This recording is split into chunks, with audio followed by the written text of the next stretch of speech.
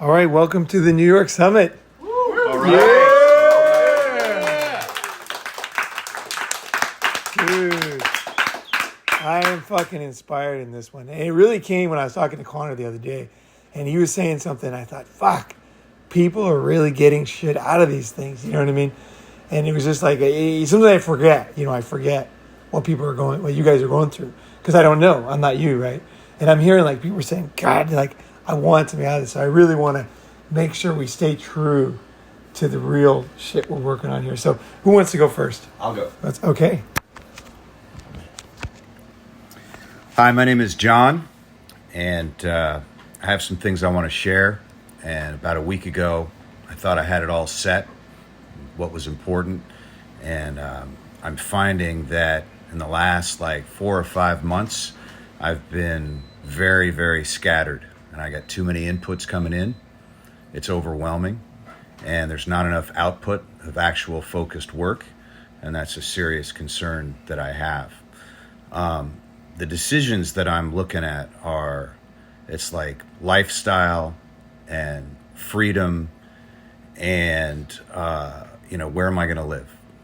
And I find myself with my plans drifting towards things like, yep, I'm going to take advantage of the changes in the real estate market. I've got several business models I'm working on where I'm going to own property. I'm going to monetize it. I've got, all these different things that I'm thinking about doing.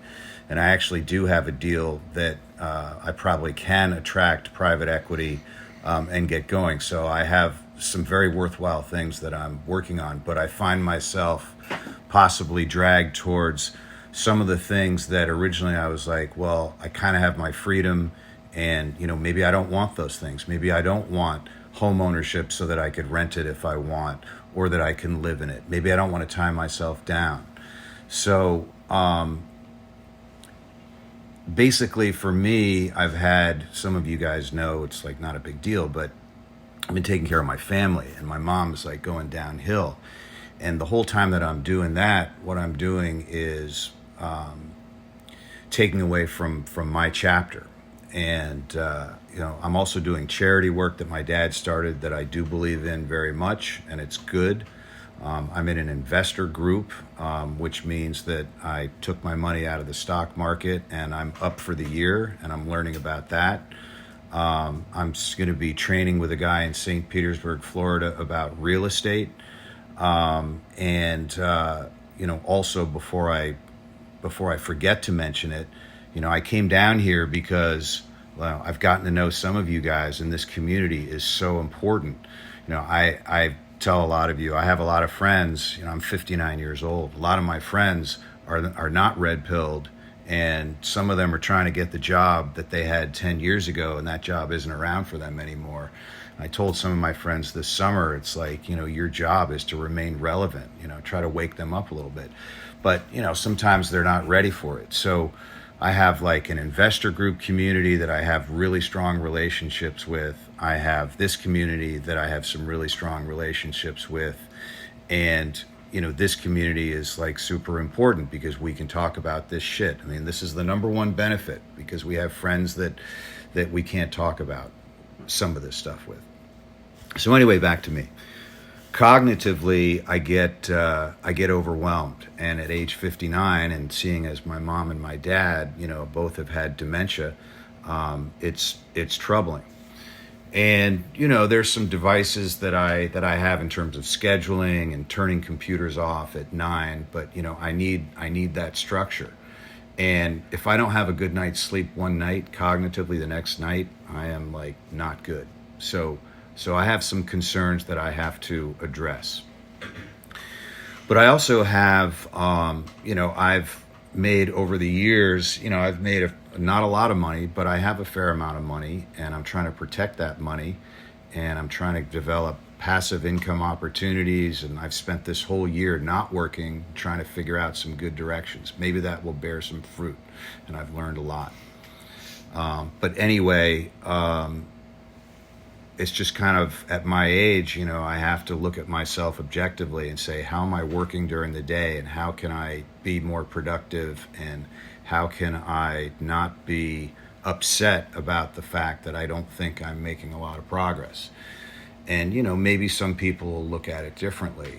It's like talking with Joshua about a deal that I'm thinking about doing. And, this is real. And I'm learning about finance and learning how to structure a deal.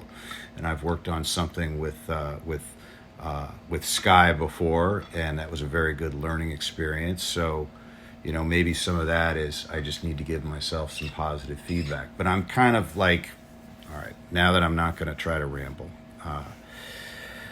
I have major family problems with my two sisters, and it has to do with the trust for my family after my dad died. And I have a irrational older sister that's trying to think of ways to get money now. And I basically have to, instead of just being the neutral referee, the middle child, the one son, and the two sisters who are estranged, I think I'm tired of playing referee, and I need to go on the offensive.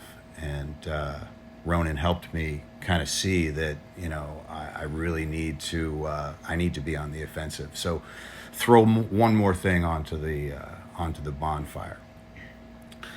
And so, sometimes I'm like kind of scattered, and rather than be more focused than that, I'm just going to kind of leave it at that. That's where I'm at. So thank you. Protect yourself. Get a fucking lawyer. Yeah. Yep. Yeah. Don't let people run over you. Yep. Fuck that. Exactly. Yeah. Fuck that. Hey.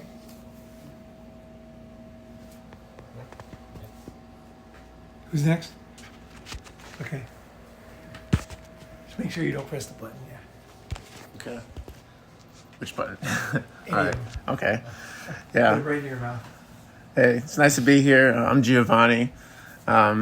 I've always noticed in like high school, middle school, whatever, I was always more apt to kind of see, how people treat each other and whatnot.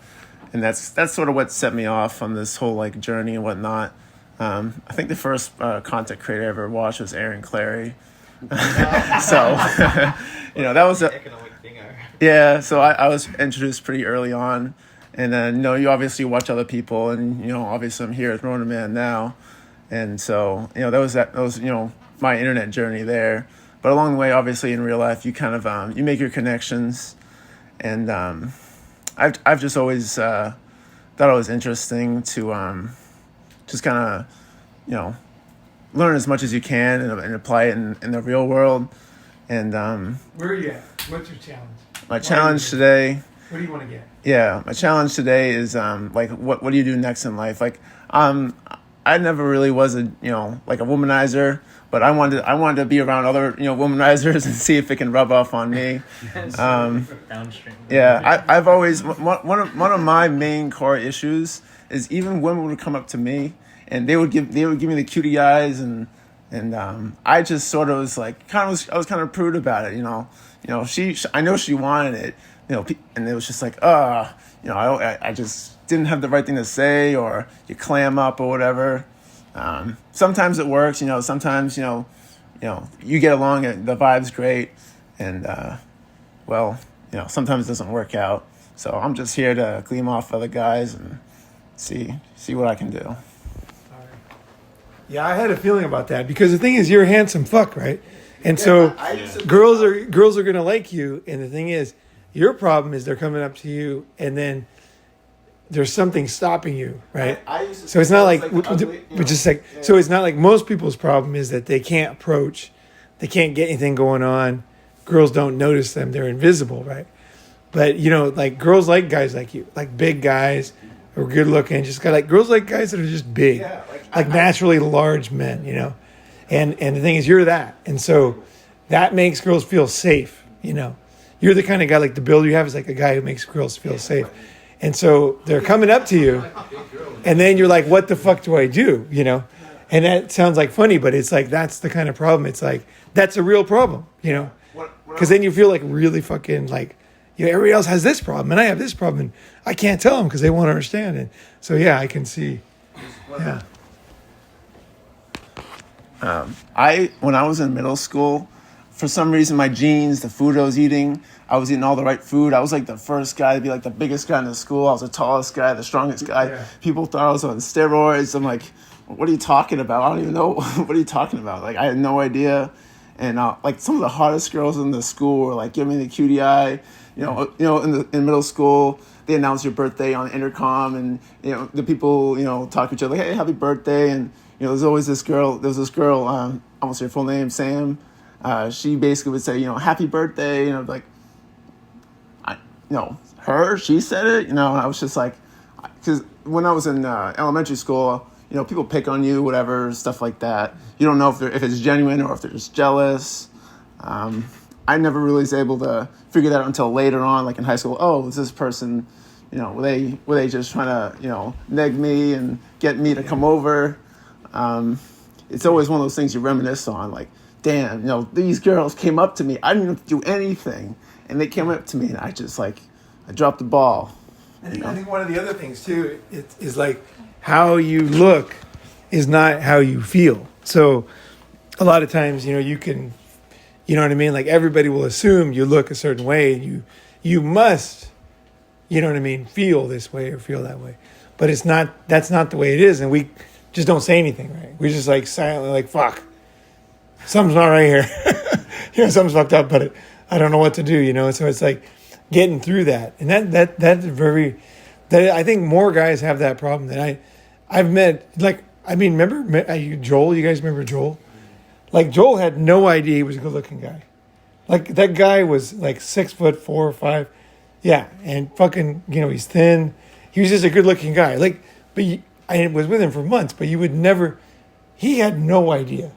He thought he was like 3 feet tall on a computer. I'm like, and I couldn't believe it. But it's like that's how you're raised or whatever. So it's like a lot of it's just accepting. I guess. There's a lot of things. Like one of them is accepting who you are, and then learning to kind of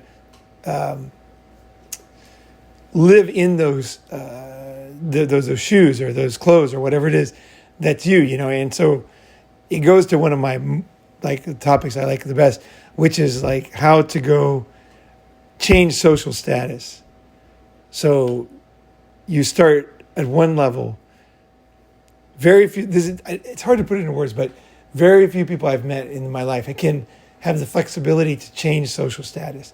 So they might become very wealthy, but they don't feel any different than when they were at the bottom, right?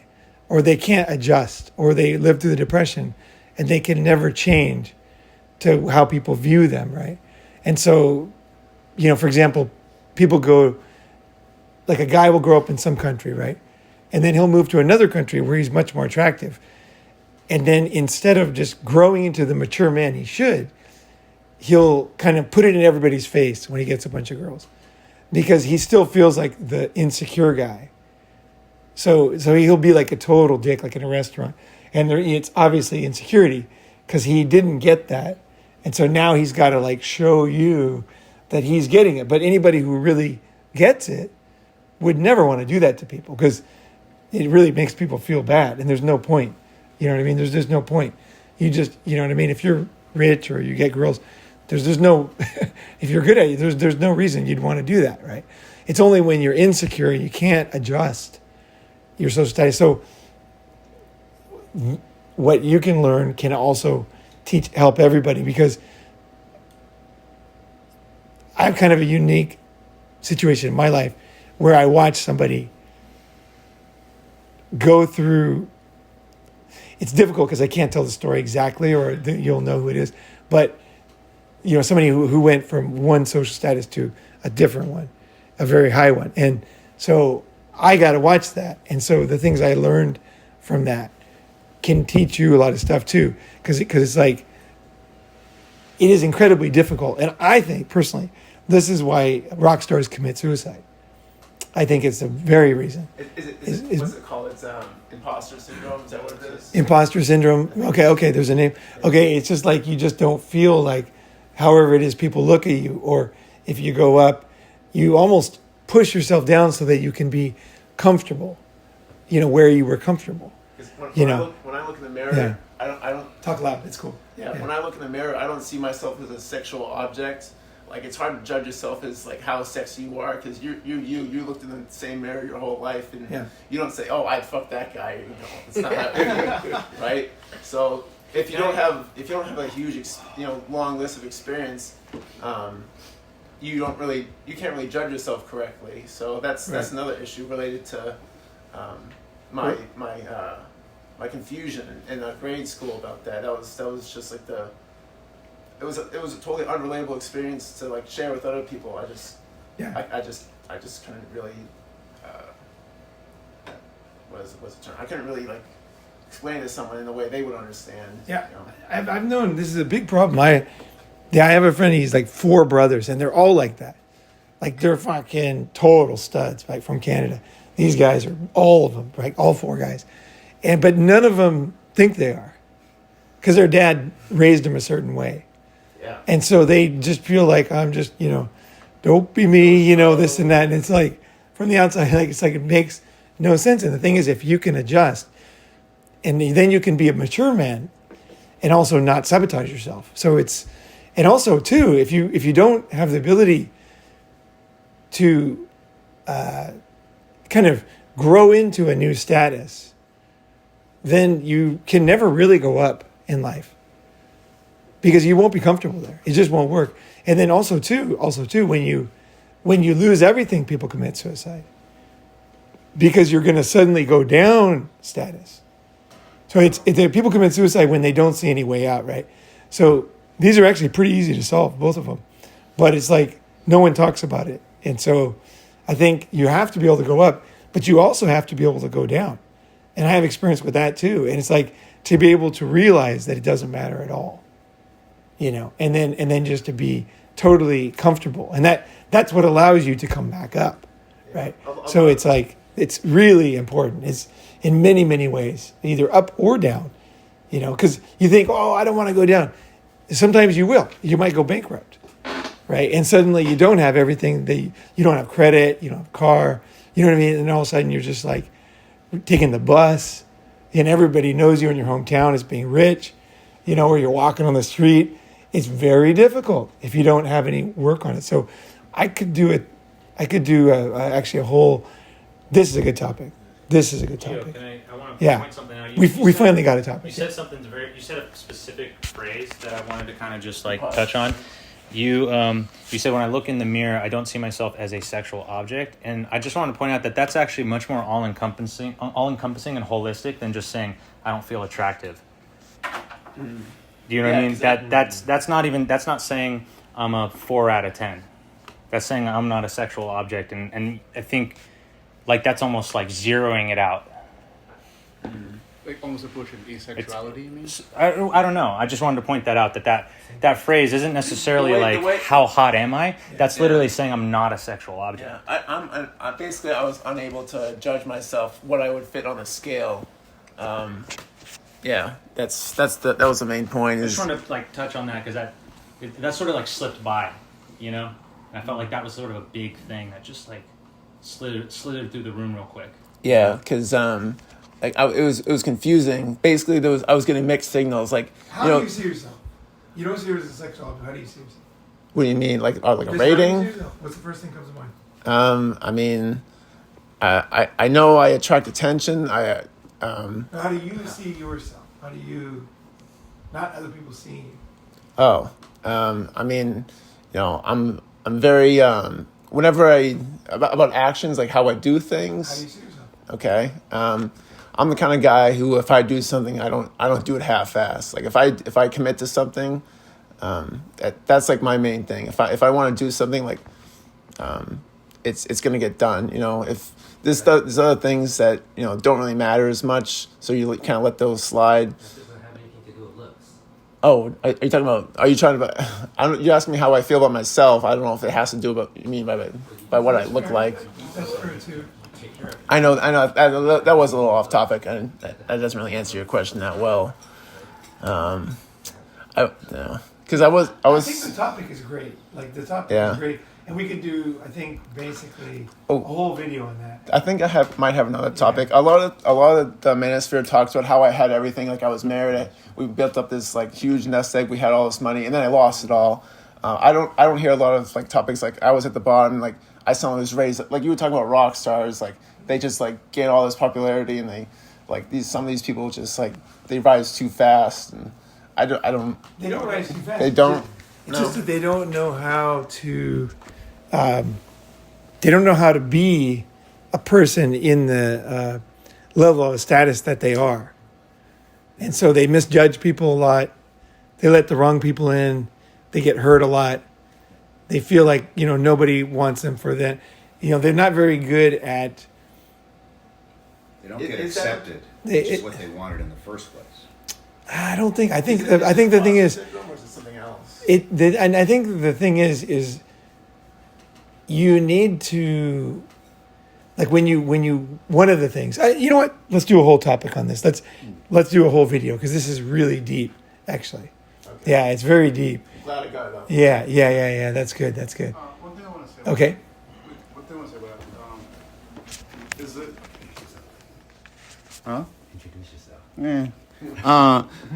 Would you say it's? Because I think I felt. Whatever. Would you say Would you say anything about like ugly duckling syndrome, or just not being aware of female sexual attention? Not being aware, just like, I'm aware. I'm just like, I just don't act on it. I just feel like, yeah, I'm aware of it. It's just like, back then, there was all this talk about like sexual, I was just confused at that time. Like you hear about being falsely accused of rape and whatever, and I just was, part of it was I just like, I don't know, she's nice, she's being nice to me. I just wasn't like ready to commit to it. Like I just couldn't like, I was young at the time, so it was. Are you looking at it as if I have sex with this woman, then I'm gonna take it seriously. I'm gonna follow it all the way through. I'm gonna like, okay. Are you afraid of having sex? Yeah, if you have, you're like. It's a reputation. Like, yeah. That's what it sounds like. Yeah. I've had sex. I mean, I've had this before, but it was more about the reputation. Like, so the girl, What type of reputation? like being with sluts. Like I just didn't. That reputation. I don't know. I just didn't want to have that. Maybe they want to use you. They want to use you. Maybe they see you as a sexual object, like Not being with sluts, or becoming a slut. Not being with sluts. I just didn't want to be seen as like that guy. Someone who fucks sluts. You want to be someone who fucks sluts. Yeah, Tell us something real. If I did, I would have felt bad because other people were made fun of like having sex with fucking sluts. Like that's what it was. It was just fear. It sounds like a lot of fear. If there's no real circumstance, it's just Because usually the distinction is, okay, I fucked a slut, or is it like It's usually a distinction between I fucked a slut or I'm gonna be in a relationship with a slut. That's why I asked you before if you fuck someone, do you think you would want to like carry it through? Because you said you're someone who sees things through to the end. Like, you know what I mean? Like, I'm gonna finish what I start. So if you fuck a slut, I'm gonna finish what I start. It's gonna go further. And if I fuck the slut, then I'm gonna take it further than just fucking, and I'll be with someone who's with a slut, and then that negative stigma is going to be like, oh yeah, that's the guy who's like wifing up a slut. Okay, so that just that right there, it's cool. I think they can hear. I think the thing is that's one of the things that PUAs would talk about is like basically you're writing the story before you even do it. So it's like she probably doesn't like me. She's probably in a hurry. She's probably too young. She's probably this. She probably thinks I'm this because I'm wearing this, and they just any excuse not to do shit. So it's like you just have to go, in there and it's like saying I won't get a job because they probably won't hire me because I'm not an engineer. It's well, go in and fucking apply, right? So a lot of it is just trying. I felt like I didn't deserve it too. I felt like if I, fuck this person, I didn't deserve it. Like I didn't have to do any effort for it. Like they. Did you not fuck any girls, or what do you mean? No, I fucked like at least 5 of them, but okay. The rest of them, the ones that were the hottest, those are the people who like came up to me. Those are like the highest quality, but they were also the ones who had the reputation of like talking to the most amount of guys. They chase you. Yeah, those are the people like I really wanted, but I just like. Is that how you come to time, or was it like a block? It felt like a block. Well, obviously there's some sort of block. Yeah, I mean, like listen, Gio. objectively speaking, aesthetically speaking, you're an attractive guy, right? So you'll get more female attention than maybe the average dude. And I think maybe that's part of, like, maybe you're not realizing that you're a little bit above average in terms of like something that a female might be attracted to physically. And that's causing you problems because you're like, well, I know normally it should be this difficult and it's not exactly, and like, what the fuck is happening Yeah, here? but too easy. You're getting the 80% of the women. I just want to say, for me personally, growing up, because I grew up in a fairly conservative family. Introduce yourself. Oh yeah, it's Gabriel. Hey, yeah. So I grew up in a very conservative family where like any kind of slut stuff was definitely shamed. So I know growing up, I was raised, from my grandparents and all that stuff, that like to not be promiscuous. So that was, I guess, a really big internal block for me from like high school and college. And then when I left college, I was, I guess you'd say, promiscuous or whatever. But after I left that phase, I'm actually more comfortable being kind of prude because I guess that's how I was raised. So I'm still not super down with fucking sluts, right? I'd still prefer kind of straightforward type of thing, but I think it's because of my traditional, more conservative, religious, whatever upbringing. So Okay, I'm gonna say that's bullshit. Because nobody in my family was promiscuous, pretty much. Like, my brother had some girlfriends, but pretty much nobody. But I never cared. I would just bring girls home to my house. I was the only one in my family. I'd bring them in, fuck them in the house. They would scream. My mom would always make sure she wasn't there in the morning. And there was like 2 plates for breakfast, so she knew, right? I mean, obviously, right? But I never cared. It never bothered me. Like, what they did was what they did. And it didn't bother me at all. Like, I thought, well, I got to bring a girl somewhere. I tried to, in the car or whatever, but it's just easier to take them home, right? And so, or I would just like, if I had a roommate or whatever, I'd say, okay, can you split? Or I just put her right in front of him, like I just was going to do it. You know what I mean? but that's not the average guy. The average guy. No, what I'm saying is, you chose to do that. It had nothing to do with your upbringing. Is like you chose to take that on because for some reason I didn't. I just thought. But did your family ever punish you for it? They were not into it. They were kind of blown away by it, And I think even today, I think they don't even talk about it. Like, it's like they know, but nobody like. But they never called you out. Nobody really wants it. Like, one time we were looking at family slides, and then I said, everybody was there, and I said, oh, there was my first girlfriend in 4th grade. I go, hang your frisbee, and my brother goes, not your last. And like the family just laughed so hard, but that was it. That was the only recognition. Yeah, but they never talked about it. They were shy. I They- don't know if maybe Gates' family shamed them. No, but even if they did, I wouldn't care. Like, I grew up in a super I- shame for that stuff. I couldn't bring a I girl like around. I so. had to sneak around cars How did you and pull the get roll all- out? So you have to think like too, like why am I not like that? Like what was different? Like, 'cause for me, I was just like kind of like I'm hungry or thirsty. If I'm thirsty, I'm just gonna get a drink or something. Which I kind of am. And so I'll just get a drink, right? But if you were influenced by what other people thought, that's a very interesting topic because probably if it was enough to influence your sexual behavior, then it's probably an issue even now. So how people see you is influencing you, right? So think about it, and then how to kind of, I guess, model. You probably have something you totally don't give a shit people think, right? And so you have to kind of figure, I would say maybe as a practice off the top of my head, is like, okay, what is it that you just do naturally? You just don't care at all. People think you're just going to do it no matter what.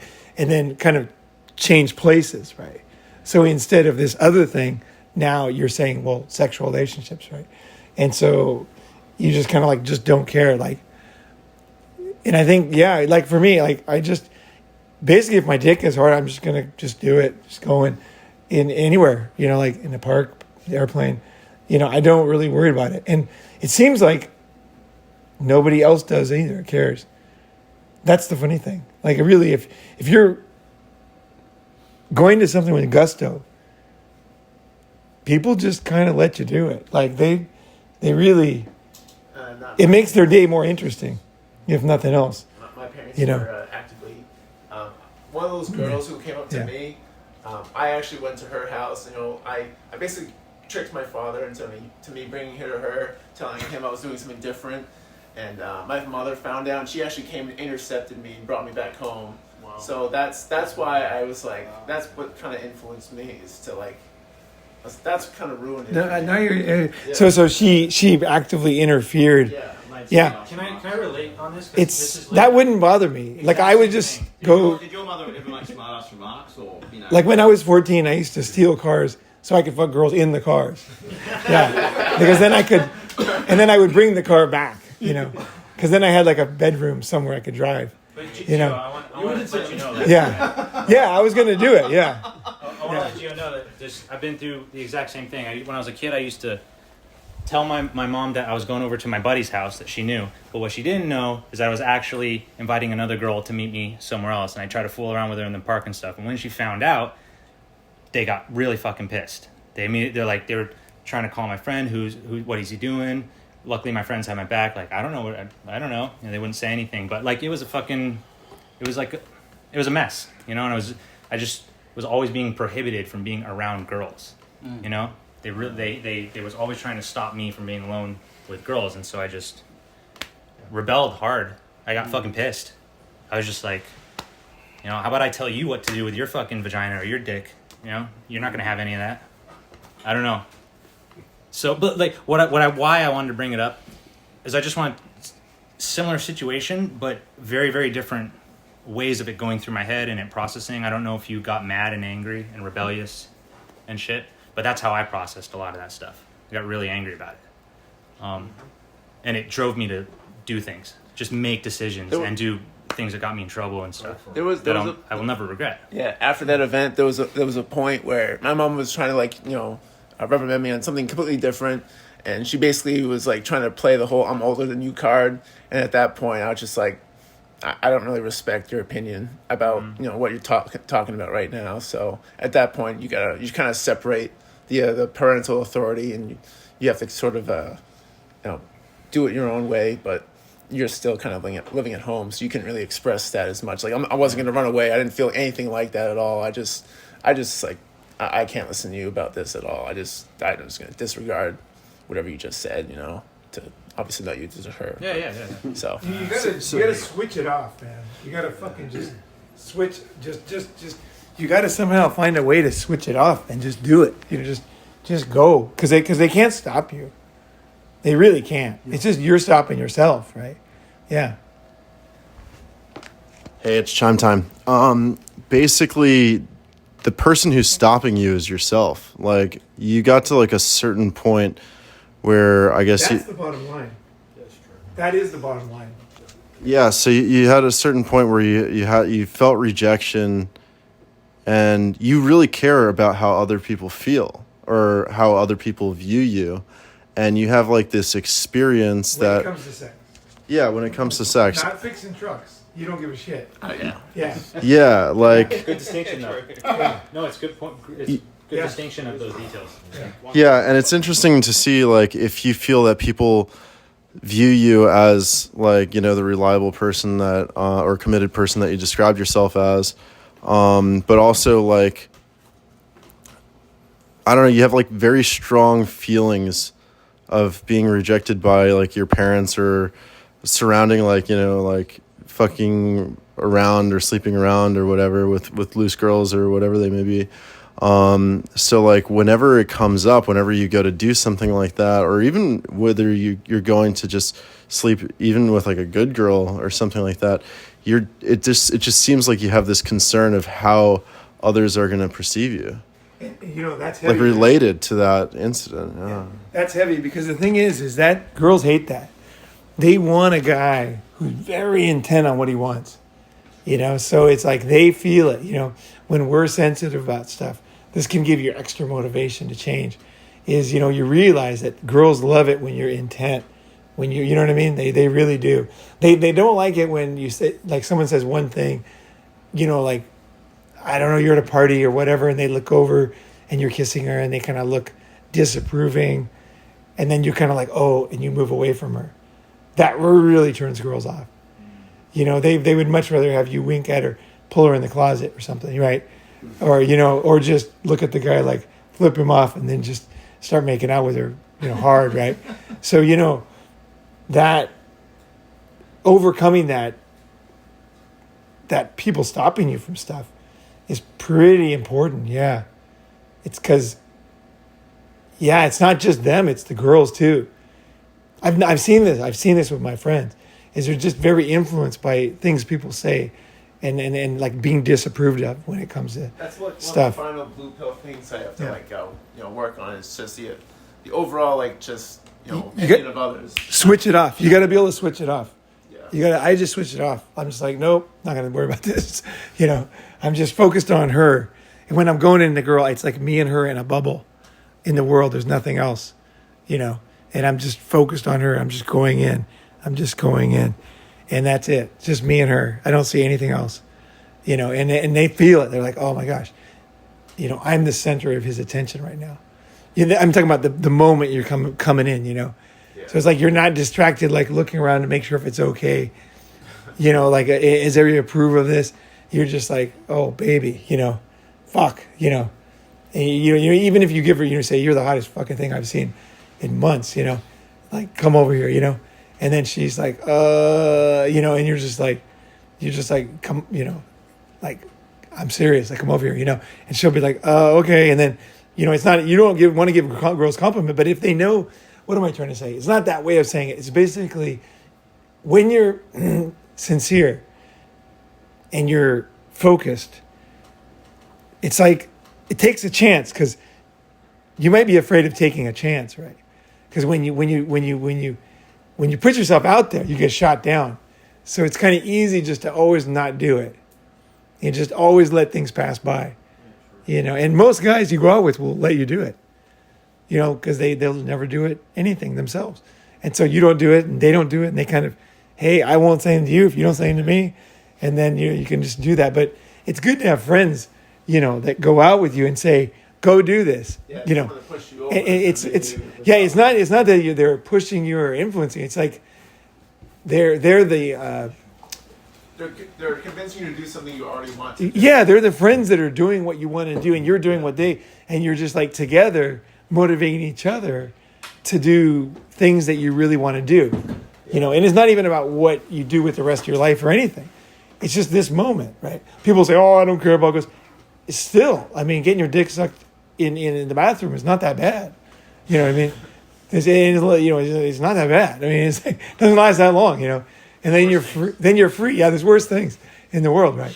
You know. So then you just leave, and then you're done, right? It's like people think, oh, I got to get married, and then that could be like kind of what AJ was saying, is like kind of the hint is like, if I did do this, then I'm going to be sucked into this girl's world like a black hole. And, you know, and I better avoid her because, you know, you were saying about the sluts and stuff, because then I'll get into all this thinking, right? Yeah. But it's totally not true, because the girl who sleeps around, the last thing she's going to want to do is marry you.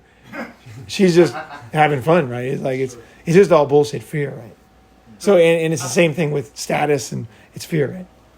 Because I think one of the major hurdles I had to get through at an earlier point in my life was I didn't want to be seen as the bad guy. I wanted to. What's the bad guy? The bad guy is the guy that cheated or he was bad in some way, or he talked, you know, he was too aggressive. I don't know, Doesn't like follow the some rules. bullshit like women will make up, where it's just like basically the friend group, like all the people that you know have a negative impression of you. Yeah. Because of some shit that your ex said. You talk to a girl, say, just when you talking to her, you go, I am the bad guy. Yeah, just say that. Yeah. Yeah, because, you know, it's like, and the thing is about it is like, I there was a big point in my life where, yeah, it was a long point in my life where I did as much as possible. I broke my back to be the good guy and to do everything right, to not cheat when I was in a committed relationship. And it would just fall to shit no matter what the fuck I did. And it would always be like, oh, yeah, he did this. And some inane, like, weird. And I'm like, oh, I can't win. It was my feeling. I can't win. I did all this stuff. I did everything. I did more than I should have, and I'm still being labeled the bad guy. You did And so I stopped giving a fuck about it. Yeah, you did everything except for being true to yourself. That's the only mistake you made. Because you tried so hard to be good by other people's standards, right? And like, no matter how hard you tried, they never rewarded you, right? It's because those standards don't lead you to success. You know?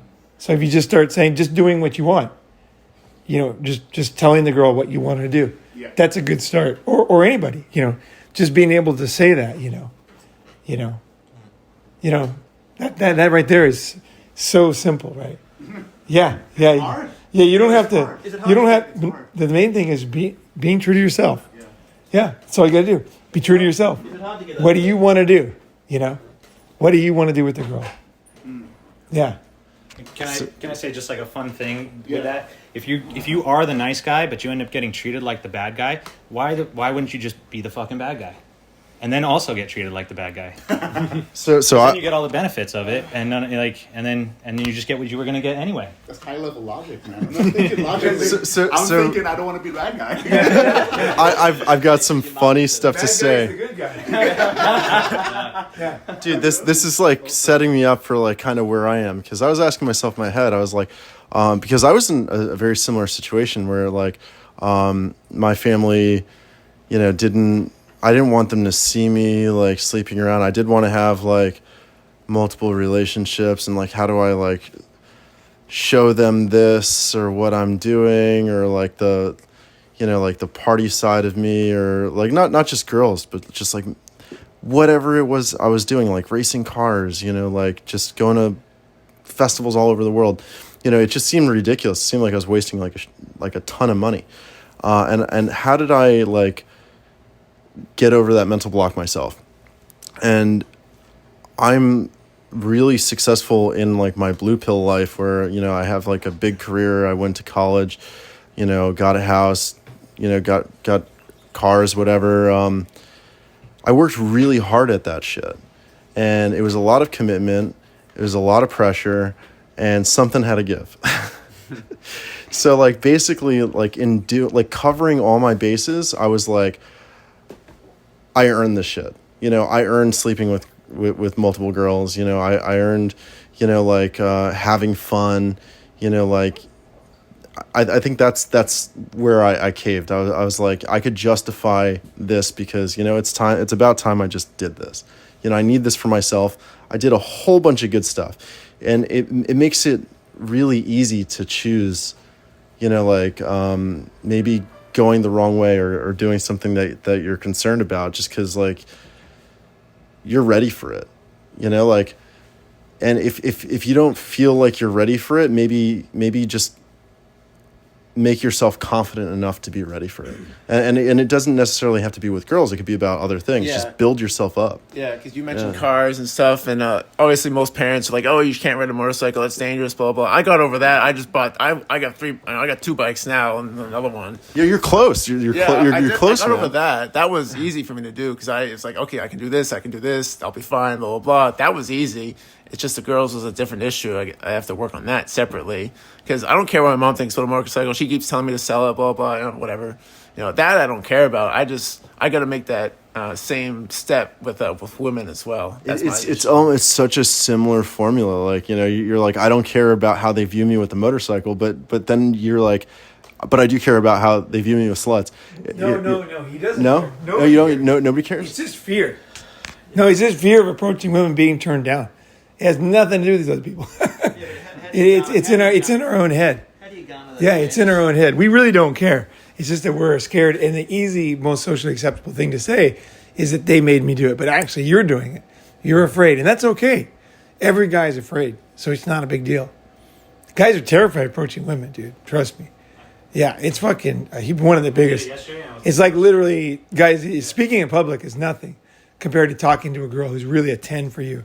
Fucking scary as fuck. So it's like if you just say, hey, I'm scared. I was afraid. You know, and I've said, and because I didn't do it, I didn't get what I wanted. And now, you know, like, just say it. You know, don't pawn it off on your mom or dad. It's like, you know, when you actually admit it, you can start to work on that. I want to add to that about how most guys are pretty much afraid of approaching women. That what happened to me back at the LA Summit. There was a group of girls that anything could have happened at that moment, but instead I was practically scared to talk to them and say something or do something that I went and walked off on a sojourn and didn't get back until like the next day. Oh, you were going to talk to those girls on the beach? I was just standing there. Next to us? Yeah, they're just there. And it's like, You walked towards yeah, them. I was standing like, yeah, they're looking pretty. Like, So it was sunset. Yeah. It was beautiful. It was sunset. It was like beautiful palm trees. Yeah. And it was, Venice Beach. Yeah. We're laying on the grass kind of towards Santa Monica. And then, he gets up. What's your name, fake name or whatever? My fake name? Or whatever name, real name. Whatever. Okay. Yeah. All right, Ginkgo. Okay. So Ginkgo is like, gets up and walks towards the girl. So I'm like, he's gonna definitely hit on him. And they were like relatively cute. I mean, they could lose 15 pounds, but they were, for America, they were skinny. And then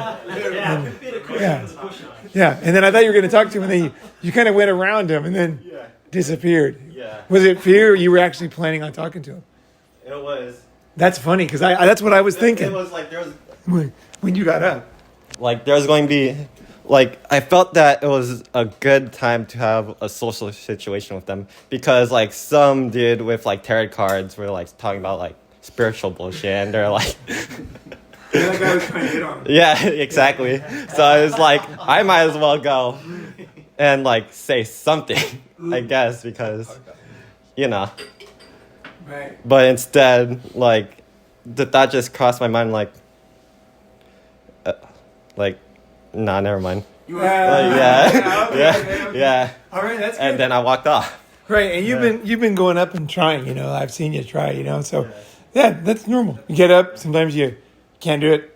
Whatever. It's all virtual reality when it comes to this shit. Yeah, don't worry about it. One thing is not tied to the next when it comes to this kind of stuff. Yeah. Like literally, like this is what I heard from a pickup guy, but it's so true. It's like I think it was Owen Cook said, it's just virtual reality. Like you go to a girl in the club, shuts you down hard as fuck, right? Like those two Asian girls at the street corner in the LA Summit. When I talked to them, that was the coldest I've ever seen a girl outside a club, man. They just fucking shut me down. It was like I didn't even exist. You know what I mean? And the thing is he said, that happens to him. And then, meanwhile, he's one of the most famous pickers in the world, right? And then like 3 hours later, the club's closing and the same girl's like totally friendly to him. And he's like, you're the same girl who like shut me down. She's like, no, I didn't. They literally don't remember. The same club, the same night. And she's not even that drunk. She's just drinking a few beers. Like she's not wasted. She just literally doesn't remember. Like she was in a different mindset then, an hour ago, 2 hours ago, 3 hours ago. Now the club's closing. She thinks he looks fine. She's into him, So like it's like that's why you can't take it too seriously. I heard that from Owen. I thought that is very true. I've noticed that same thing myself. So just just remember how they think. They're just right now. I don't want this, right? Especially in a club. But like whenever you have a negative thing, just forget about it. Just fucking next time, instead of going around him, I'm gonna go into there and talk to him, right? Yeah, that's all. Like next time, I'm gonna go, or you can do something dumb. Like one of my favorite things when I don't know what to do. So you walk up to the girls, and then you like start walking backwards, and they'll all start laughing. You're like too hot, or whatever. You make a joke, or whatever. You just kind of like you walk by him, and then you walk backwards, like smiling past him, and they guarantee they'll look at you. And then you can start talking. Like, if you don't know what to say, just do that. Yeah. It works good. It works especially good if you're going, in some situations. But it's worth a try. Like, because the thing is, here's the thing. Is but it's exactly. It's a good... If they want to talk to you, they're going to talk to you. So it really doesn't matter. They will think, just like they thought you were one thing one time, and then 3 hours later, they will think you're totally hilarious if they laugh. They won't remember what was said. They literally won't remember. because it's how it made them feel. I can imagine you And walking then- back and forth, doing some like little dance. Yeah, you just kind of you just go, and then you look at him, then you go back, and you're smiling, right? And then so. But what about garnering awareness when you're young? Like, it is hard to garner real awareness of that sort of stuff because you've really only got your mum and dad as a coach, inverted commas, in the back of your head, and your mates might neg you out. And so there's not a lot of, in that area, I don't find there's a lot of guidance, especially when you, I don't know, how old are you? I'm 27. I'm 27. Yeah, if you're like 18 or at high school, it's a pretty tough time. Like, I think if you're like you obviously had the gumption and you just knew instinctively what to do. A lot of guys lack aware. Oh no, I did. When you don't have the maturity. No, I had challenges too. Like there was times when I didn't feel. There's times I don't feel attractive too. It's like not every situation you feel the same. Like your mum and parents, mates, no, and anybody. Mates, what about your mates neg you out? You just went like that, as you said, the guy across the room. If I was going into a sexual situation, once I was going into it, it didn't matter. Like they were just noise in the background. Yeah, well, there you go. Whoever it was. That's a feeling. But that's when I'm going in. But what I'm saying is sometimes I'm just insecure in being in a situation and not know what to do. So in high school, it wasn't like I always knew what to do. I usually had better luck with girls from other high schools. Yeah, okay. Not from our high school. Like, a lot of times I had girlfriends from other high schools or whatever, so it's not always, I wasn't always able to go up to every girl, so and nobody can. That's the thing. That's what you learn when you hang out with guys who are good at pickup is you realize they're not good at everything. That was one of the big shocks for me is I was hanging out with a very top guy and then I realized I was a lot better than him at something. Yeah. And he looked at me and he goes, "How do you do that?" He goes, "You don't give a shit, do you?" Yeah. And I was like, it was weird coming from him. I'm like, my mind was melting. I'm like, wait, he's saying this to me. And in that situation, I did not care. Is that Owen Cook? What? Owen Cook, the guy you went around on that tour with. I know that was Julian. Yeah. Oh, Julian. Yeah, right. yeah. So are they the real deal? Because a few guys bagged them out on the internet. No. The thing is, no. I don't want to go too much into detail because it's all up to them, and they're not doing different things now. Yeah, they're all doing they're all living totally different lives now. But no, I think that a lot of people don't like success. Yeah, I've heard one guy And to Owen, the bald, redheaded. Yeah, people just they have difficulty, and also everybody's not good in every situation too. Like I was picking up some girls in Mall of America in Minneapolis, and then Owen came up and totally blew chunks, like it was terrible. Right? I had these girls eating out of my hand, and then I thought he was going to be good, so I had him bring it like smoothie over, and then he just fucking totally blew chunks. So everybody has times where they're good and times when they're not good. So that's the other thing too. Is so when someone sees a guy like that not do a good one, they think, oh, he's full shit. It's just like that one wasn't good. You're not gonna have success on every sales call. You know what I mean? You bat 340, 1 out of 3, and you're kicking ass, right? And so it's just those guys are not being realistic, right? Everybody's human. It's just you got to watch them, and that's the advantage of having friends is you can actually watch them and you can learn that a part of it is just keep trying. Yeah. You know what I mean? It's just keep trying. Like, so yeah, no, I would say no, they're totally the real deal. Owen had tons of chicks. Yeah. He had some hot girls. Yeah. And Julian's very good club games. That insane. Like, he's just fucking very, very solid in club game. I had to have a girl in the club that I was doing good with, and he could come up and fuck it up. Yeah, he could totally do it because he had skill in club game, and I don't. Like, I'm not good in clubs. So like if I had a good girl in a club, I was pretty happy, right? Yeah. So because I'm not a club game guy. So, I'm like day game, mostly. So yeah, no, I think, is a salesman not a real deal if he doesn't close the first call or the call you hear him on? Come on. It's these guys, they got successful channels for a reason, right? The salesman analogy, the greatest salesmen, they're getting rejected the vast majority of the time. Yes. But they're just they know. It's how to take rejection, and some nights were not good. And it's such a bummer. I was out with a guy who's a pickup dude one night, and we were at a club, and I told him I didn't want to go. I did, because I hate clubs, because I just don't like them. And he's like, no, let's go anyway. So I went in. Everything blew up on me. Nothing happened. And then I was pissed, and I was walking home, and then I saw a girl who was insanely hot. And I just thought, I hit on it, and it fucking totally worked. And nobody saw it. You know, I was with all these guys that were watching, and then I got this girl, and I thought, yeah, I was just like, I totally nailed it. I was just like, it's like you have these. It's weird because you're doing it on your own, but you're also, your friends are watching you, right? And they're judging you, right? You know, and you're judging them, and you're trying to figure out what's real, what's not real, and you want people to see your good moments, right? And then, you know, after a terrible night of just strikeout after strikeout, I just bam over the fence on the way home. And it was like 2 a.m. I'm just walking down this dark street. Usually on a dark street, girls don't have a good reaction. Yeah, but this was perfect, right? So, yeah. And she was hotter than any girl in that club, too. And I was like, fuck. I thought, why am I doing this? Because I just hate clubs. It's like, for me, clubs are like pulling my skin off. I just don't like them. Is it because they just go for attention to girls? I don't know. It's just like, I just don't. I've never been good at clubs. Now, I've had a lot of stuff. I've had a lot of stuff happen in clubs. Okay. Yeah, I've had taken girls out of clubs and everything, but I don't feel confident in clubs. Are you much of a dancer? Yeah, I like to dance, okay. but dancing's not really good for pickup. No, okay. Yeah, the real pickup guys don't really dance. They're there for business. Yeah, they're not on holiday. Yeah, yeah. No. What does he do exactly? Yeah, he's just going around and just approaching.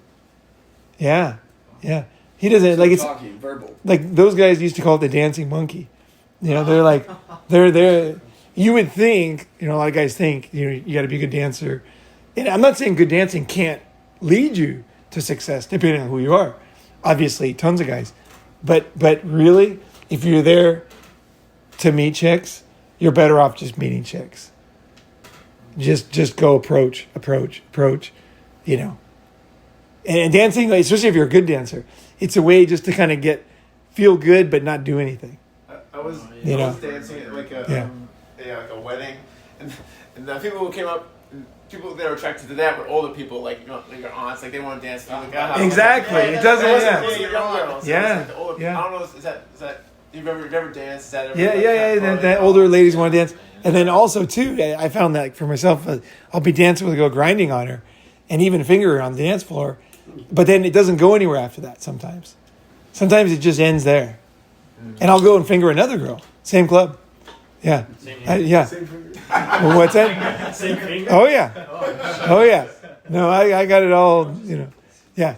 And it's like, and then it doesn't go anywhere sometimes, So sometimes it does, of course, but a lot of times it doesn't. So what you're doing when you're dancing is not really real in some ways. Yeah, so, yeah. Know what you're doing. Why are you, somewhere? I was just there to celebrate. I wasn't there to... You're not there to impress anybody with dancing. When I dance for myself. That's what I was doing. Like I literally dance for myself because I like dancing when I'm into it. Yeah. So if I hear a song I want to dance to, then I'll start dancing. And never before that. Like I was at a wedding and I was not dancing all night, and then I felt kind of bad because like everybody was dancing, right? Yeah. Because it was kind of one of those things, There was no social pressure. It was just everybody was dancing. Yeah. And then I wasn't dancing because I was just not into it. And then a song came on, and then I was just like, boom. And then I got in the mood. Then I danced for a long time. I think it was that I initiated that people came up to me because there wasn't as many people on the dance floor when the music started playing. And me and my cousin were there. Me and him were like, yeah, let's go out on the dance floor. And, let's go just freestyle, just do whatever. Yeah, you can, yeah. So if it feels good, just go do it, Yeah, so people were attracted to, like, the initiation of that, obviously, which, yeah. But if you didn't fuck him, it didn't work, right? Yeah, so obviously, yeah, so it's just good vibes, right? So if you want to fuck girls, you try to fuck girls, No, you're right. Yeah. An excuse. You just Yeah. It's a bit of Yeah.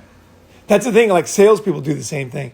Like real estate agents go to real estate agent conventions. They literally fly across America to go to to an event where there's a bunch of people trying to sell real estate. Like it's totally like they're trying to sell real estate. Like. I understand it feels good and everything, but you're going to do a lot better getting on the fucking phone and cold calling, But it's not it's more difficult, right? Because people are going to say no. You know, you can hand out your card and brag about your area and everything. And hey, if you ever have any leads, let me know.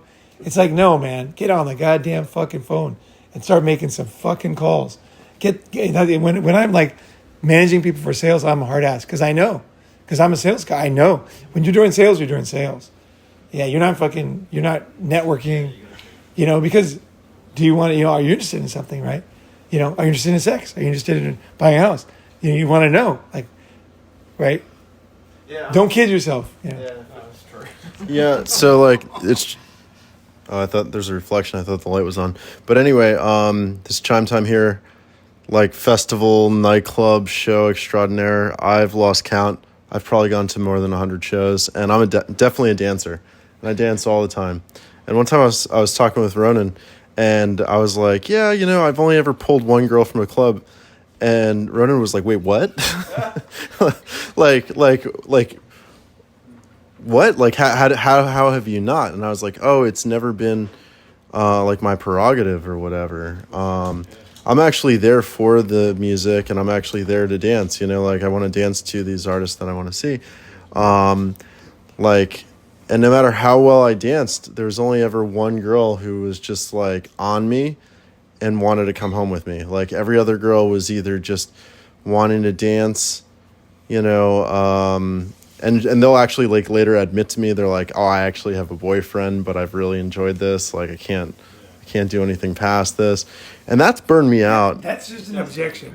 Yeah. That's just an objection. Get out of jail card. Yeah. No. Well, this one time that this happened, it was a little rough because like I did notice that her friends were looking like a little bit like looking at her and looking at me and like looking at her and like, Well, that's when you write down your phone not number, good. crumple it up and stick it in her hand. Ooh, yeah. She's basically letting you know Ooh. discretion is the only path forward. Ooh, Yes. yeah. I'm not sure if I want to take in that direction. Like, yeah. But at one time, I don't know. I've never done the cheating thing, but yeah, not me, not taking in that direction now. What else? Like, I don't know. What you do learn is like when you're dancing, you see all the other guys pick up approaches. And not only have I seen all the other guys pick up approaches, but I've seen all the other girls shoot down approaches. I've seen every single different kind. And I have so many cool conversations with like my little girlfriends, like platonically, about like the pros and cons to shooting guys down in like certain ways. It's interesting. Like girls don't fucking know. It's like asking fish. They don't. It's like asking fish how to get caught. Like they just don't know what gets them caught, right? You know. But I'll just say I think one thing I would say about sales in general, because this is what this is. PUA is sales, right? So if you're a sales guy, I think that getting good at sales and cold calling is one of the best experiences. I really do. I think everybody's terrified of it, right? You know, like even if you do anything with it, it's like something that's good for a man is like try to fucking sell something, you know, just try, make cold calls, call people, and then they'll shoot you down. And it's hard on your ego, but it's like that really does, I guess most people never do shit because they're so afraid. So when you actually try something, right, you will feel better. Trust me. You'll be like, I fucking did it. I called like 500 people, right? So yeah, I called 500 people, and then I thought nobody was gonna want it, and then 3 people wanted it, and one guy recommended his friend who bought a bunch, right? So you're a sales guy. So I made one more call that day. Yeah. Before quitting, I was like one more call, and then it worked out. And it's like, oh, I just had to put in the work and stay focused and not just give up. Yeah, or like you know, like girl says, I have a boyfriend, and I say, well, definitely don't bring him when we're having sex, you know, and then she'll laugh and then go, oh, you know, like it's just like you just have to try one more thing, you know, just kind of one more kind of whatever, you know, and then see because the thing is they say they have a boyfriend when they don't, so it's not, a lot of times it's not even like real, so it's a way to shut you down. It's like when I go to a store, right? I'm just looking. I tell the guy I'm just looking, right? Now, the thing is, I'm only in there because I'm interested. You know what I mean? And so if he's a piece of shit salesman, he's going to believe me. But if he's a good salesman, he's going to keep trying. And I appreciate that because I know that you can't let people push you around. You got to try. And then what you're not trying to make him buy, but what you're trying to do is find out what's true, right? What's the real situation, right? You know, because You don't walk into a mattress store thinking, "Oh, I'm just looking. I don't need a mattress." yeah, you're gonna buy a mattress. You're looking for a fucking mattress situation. So what I do as a sales, what I do is when I'm doing the sales is I want to find out what's exactly the situation. That's really what I want to find out.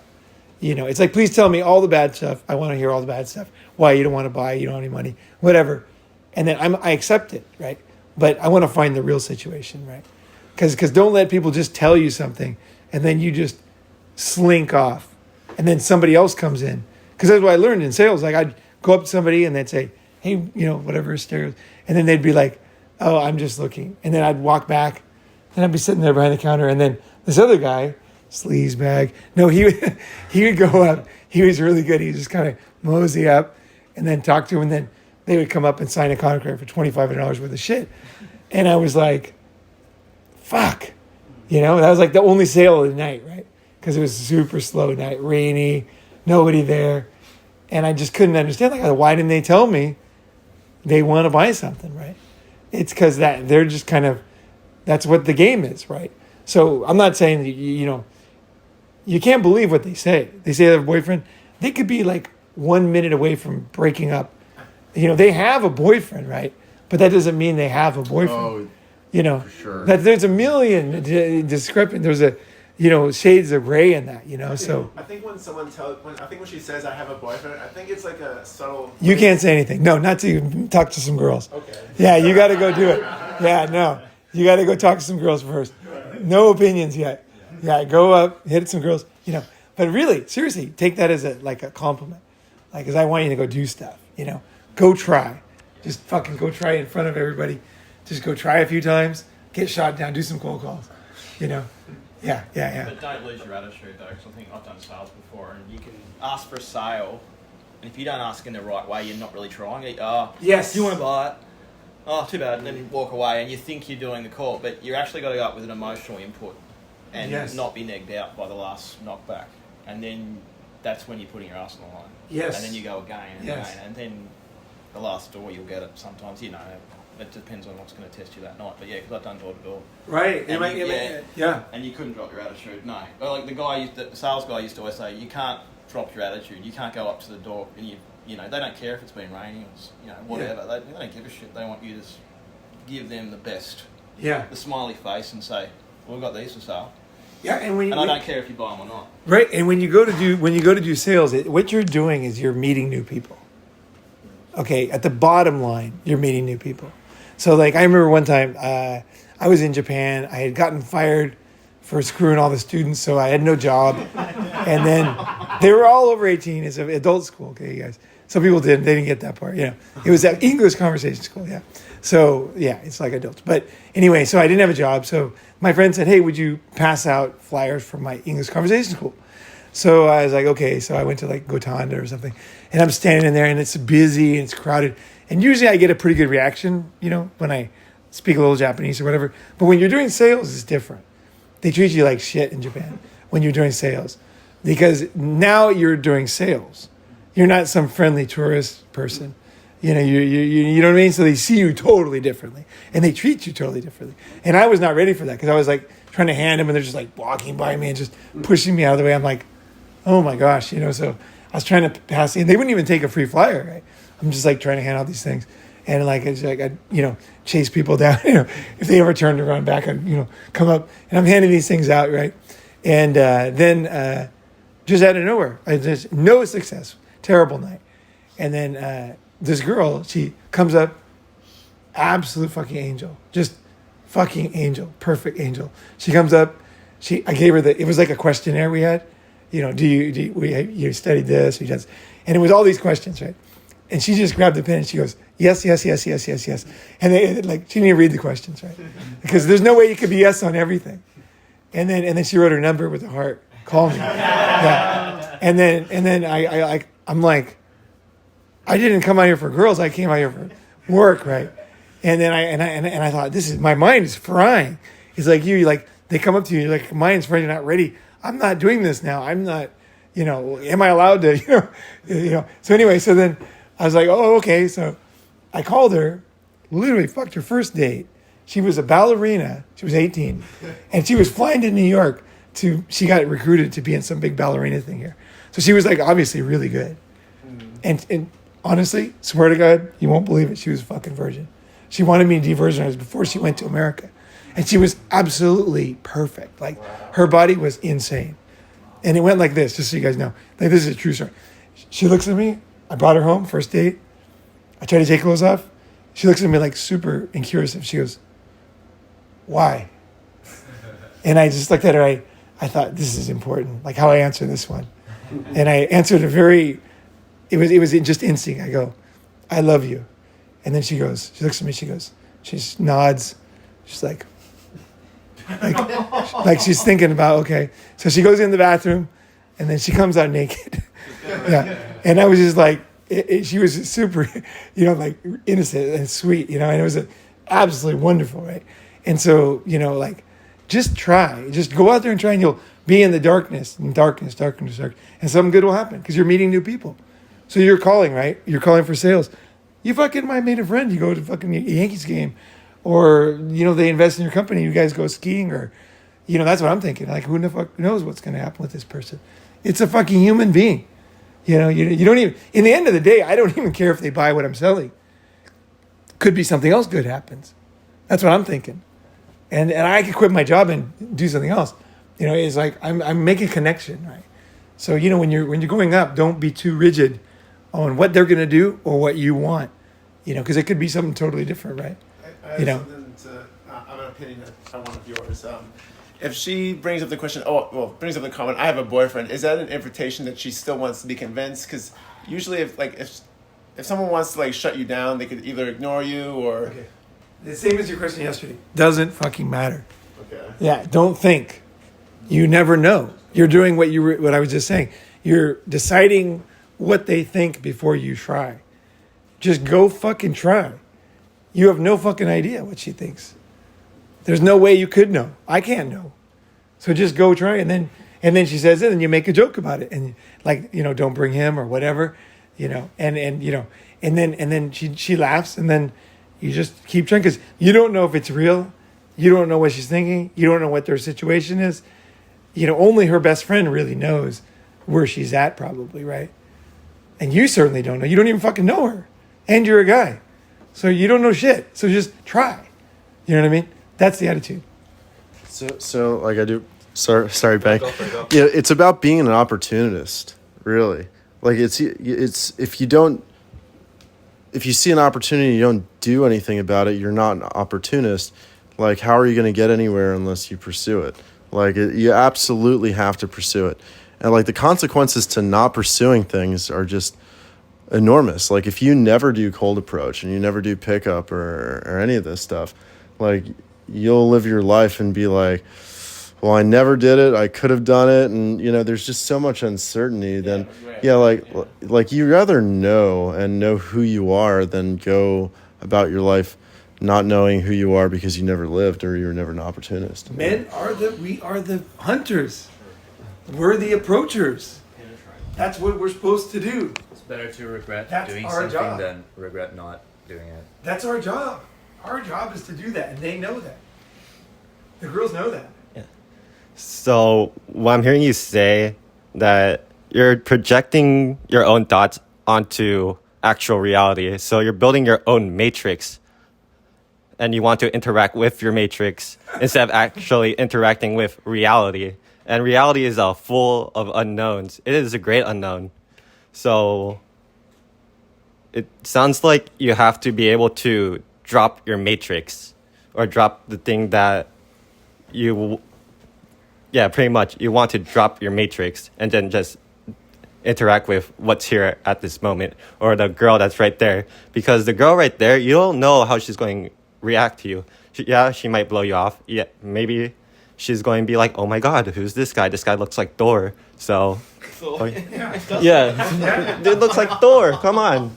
Like, yeah. You just So- don't know. Yeah. Right. Okay. Let's get off pickup. Let's go to the next one. Next. Yeah. All right. What's interesting? Yeah, I actually, it's I'm gonna listen to Lisa bathroom. okay. I have like the opposite problem of pickup, so I think it's a good transition. I've done pickup. Hey, it's chime time. Thank you. I don't know what you're going by, but Sean. Thank you, Sean. So I've done the pickup. I've done cold approach. I'm really happy that I've done cold approach because, again, now I know that what it's like. I found that it wasn't for me. And, I never really liked it to begin with. It was just kind of hard because I didn't like getting shot down all the time. And even after I was good at it, yeah, I'd get shot down occasionally and it never stopped hurting. I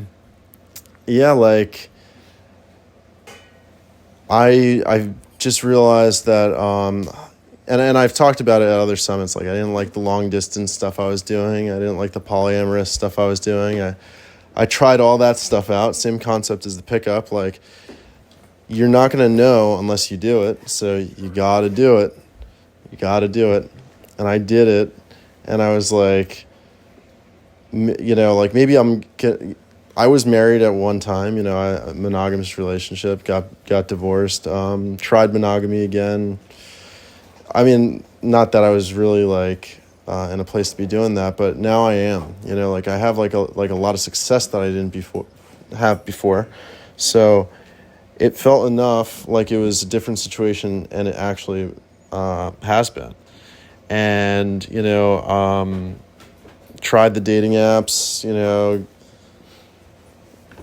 Was dating here and there. It became like the situation where I was like, I was getting good at shopping. I started trying different women, different types of girls, different cultures. The challenge is like just picking one, sticking with it, and I don't know. It's just. So would you say younger guys are better to do more that crash and bash? Like you said, you went through the pickup phase. That is important, but then you get to a level where there's other ways, and that might work better at different stages in your life or situation. Well, I mean, I don't. Personalities.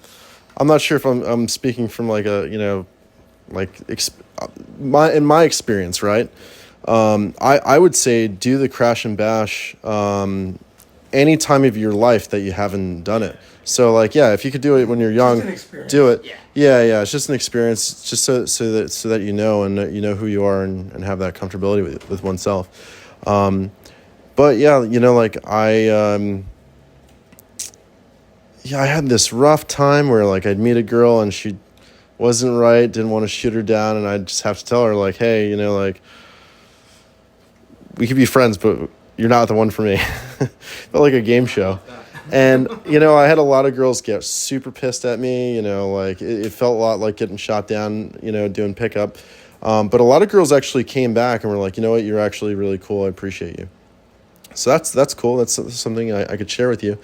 But now I'm with, I actually found a girl that I wanted to make my girlfriend. Her name's, I don't know if I want to say the name on the channel, but, I mean, this is my house. You might see her come by or something. We'll introduce you then. And yeah, it's been a struggle because I identified as somebody like a player or a fun guy or a single guy for so long.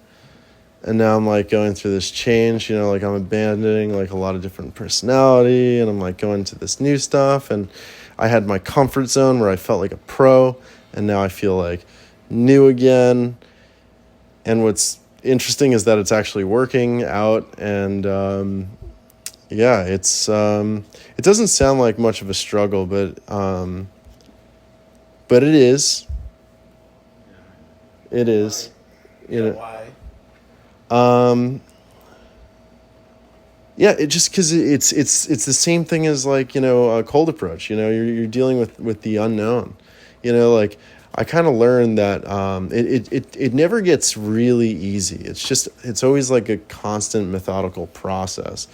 or progress, and you got to pay attention to oneself and just be aware. Like no matter what situation you're in, like I mean, pickup will teach you a lot about like a lot of different things in life, or how to be analytical or view things in different directions. When it comes down to it, it's a lot like being an opportunist. I guess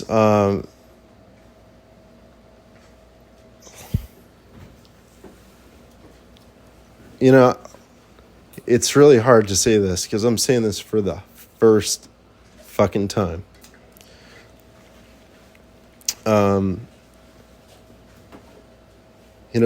This morning, like I wasn't really going to work. I always call it going to work because, like in the job that I do, it's sometimes it's secretive work. Sometimes it's not. And we're like, oh, we're just going to go do a site visit. And everybody knows, like, sometimes, like, your coworkers can't really talk about what they're doing, and yeah, so I went to my urologist, and I've been seeing I got myself checked out like a week or two ago. I had a lump in my left nut, and I've been doing like tests and MRIs and stuff. And it just sucks because, I mean, I don't think I'm going to die from any of this. But my challenge is that I found a really cool girl who's like really helping me out through this process, like my doctor's like, oh, Lance Armstrong had the worst testicular cancer and he was fine. Like you have something like much less. And he's like, most people get over this shit. I found out that I was like you just poured water in my mezcal. And it's distilled water. Yeah, there's a word for that, but it'll taste fine.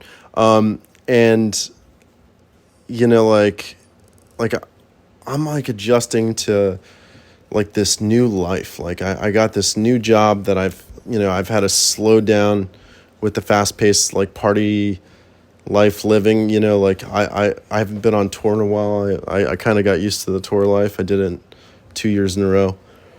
And it's just strictly my disciplined work that I'm doing in my career, like I'm not having like that second life anymore. I'm not, seeing a bunch of women. That's kind of a relief, honestly. Doing it with this one girl, and I find this girl and she's really like helping me out. She's with it, these past few weeks. I mean, that's not like a long time to make too much of a determination, but it's just, it's really hard, like I wanted to travel and now I can't because I got to have surgery and then I got to see these freaking doctors every few weeks. And, Do you know when it is? Yeah, it's probably before the end of the month that I'm going to have the surgery. But like they're like, yeah, it's like stage 2 almost. It could be stage 2. So they're like, you're pretty much going to do radiation and chemo. And,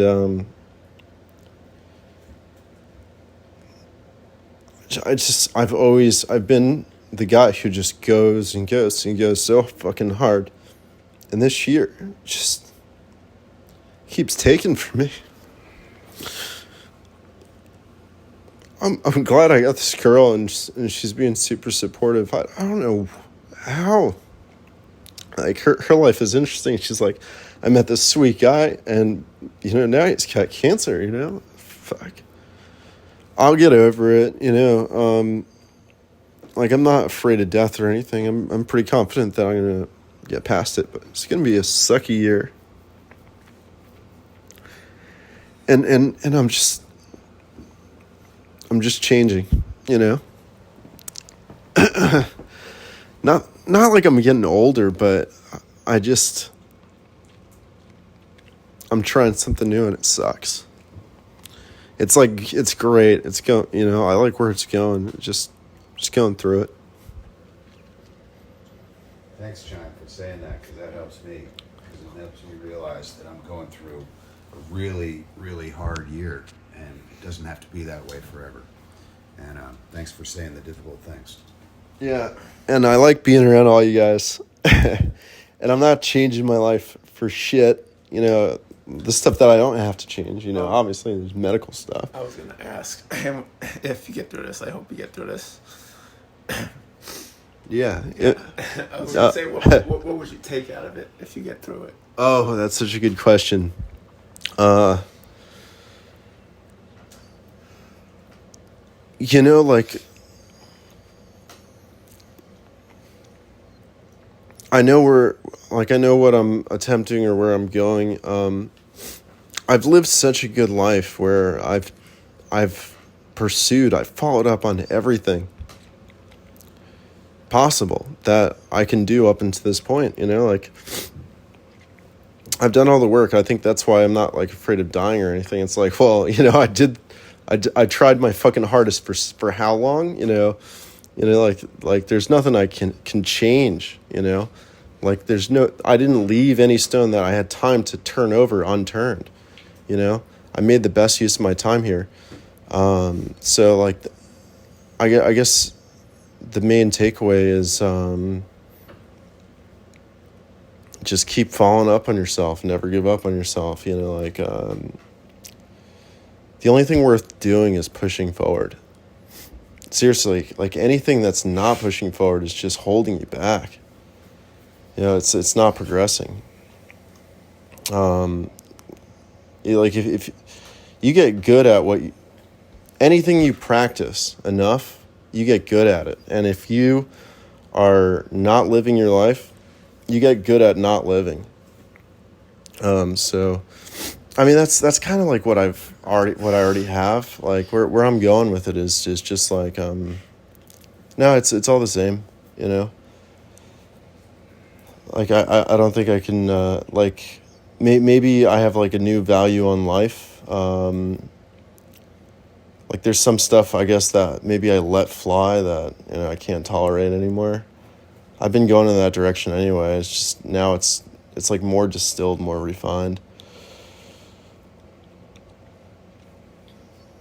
Time is the only thing you really can't get back, even.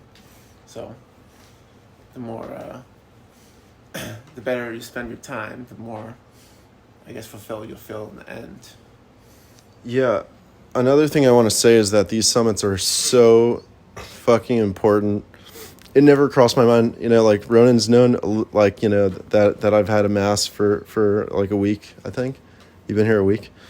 And it never crossed my mind that we were going to like cancel the summit or, you know, like that. I was too emotional for this shit. You know, I'm very giving, but not to a fucking flaw. I'm not going to overextend myself here. This place is as clean as it's going to get. Yeah. And, oops. Let me have some distilled mezcal. Watered down. Yeah. That'll kill it. It's called grog, actually. That's when you mix water and alcohol. That's it's a technical term. Oh, grog? That's what grog is? That's what grog is, yeah. Oh. Yeah. So Sailing alcohol. So yeah, like I don't know if it makes sense. Like, can somebody make sense of this? Like, like this is what I'm going through. You know, this is my struggle. Like, I don't know how I could fix this. It's just sometimes you just gotta hang with it. And you know, Dale, it's kind of like that. Yeah, you just gotta hang with it. Yeah, there's no words. I just say, you know, it's just one day at a time. That's it. It's one day. So for me, when I'm going through stuff like this, I just think, hey, what can I do today? You know, kind of like what I said at the beginning. It's like this is my new science project. So if it's a health problem, it's like, okay, this is I'm going to become an expert in this thing. And then what should I do from this period to that period to this period each day? What do different people say? And then I just follow it religiously. And what that does is it takes my mind off what could happen and just focuses on what I can do. And then if I do all the things I can do, it's very heavy because I can accept things. Because I think the thing that's most difficult is, like, for example, if I had something and I didn't take care of it, like I wasn't paying attention to myself, I was partying or something where I wasn't, and then I find out later I could have lived if I would have found it earlier or something, right? You know, so I think the thing I think is, I pat myself on the back that I'm with it. You know, like you checked it as soon as you know, like you right away, boom. That is huge because so many people are so afraid of stuff they won't even check, you know. So you checked it, and then now it's like, what can I do today? What is my thing today? You know, and if I just focus on that, like, how do I say? I forgive myself. Like, I can't control the gravity or, you know, the sun or whatever. But as long as I do the best I can do, you know, then I feel like life is going to hand me stuff, right? But if I do the best I can do, I feel like I can accept that. But if I don't do the best I can do, I can never forgive that. Yeah, so you mentioned about like a science project, and this is another freaking dilemma that I got going on. Another thing I was told today. So like I'm gonna have to do cancer and not cancer, chemo, same thing, and radiation.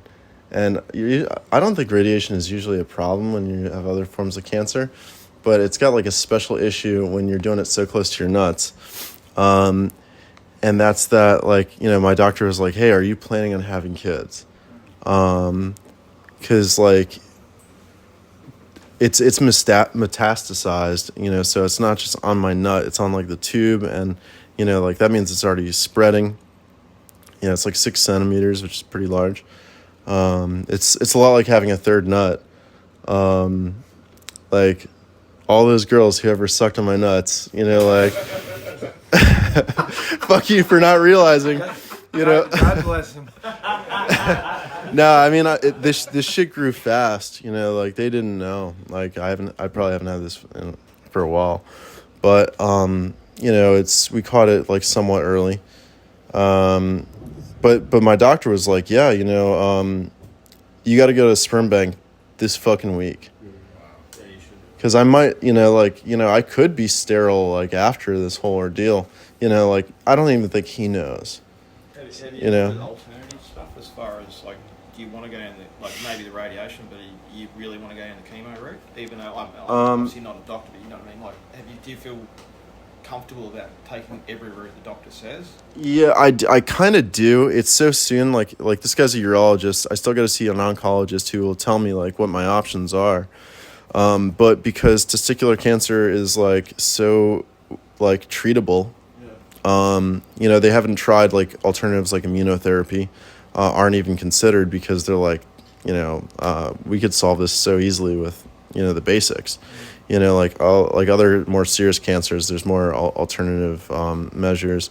I mean, I think I'm going to try some alternative medicines like after we've tried the Western medicines.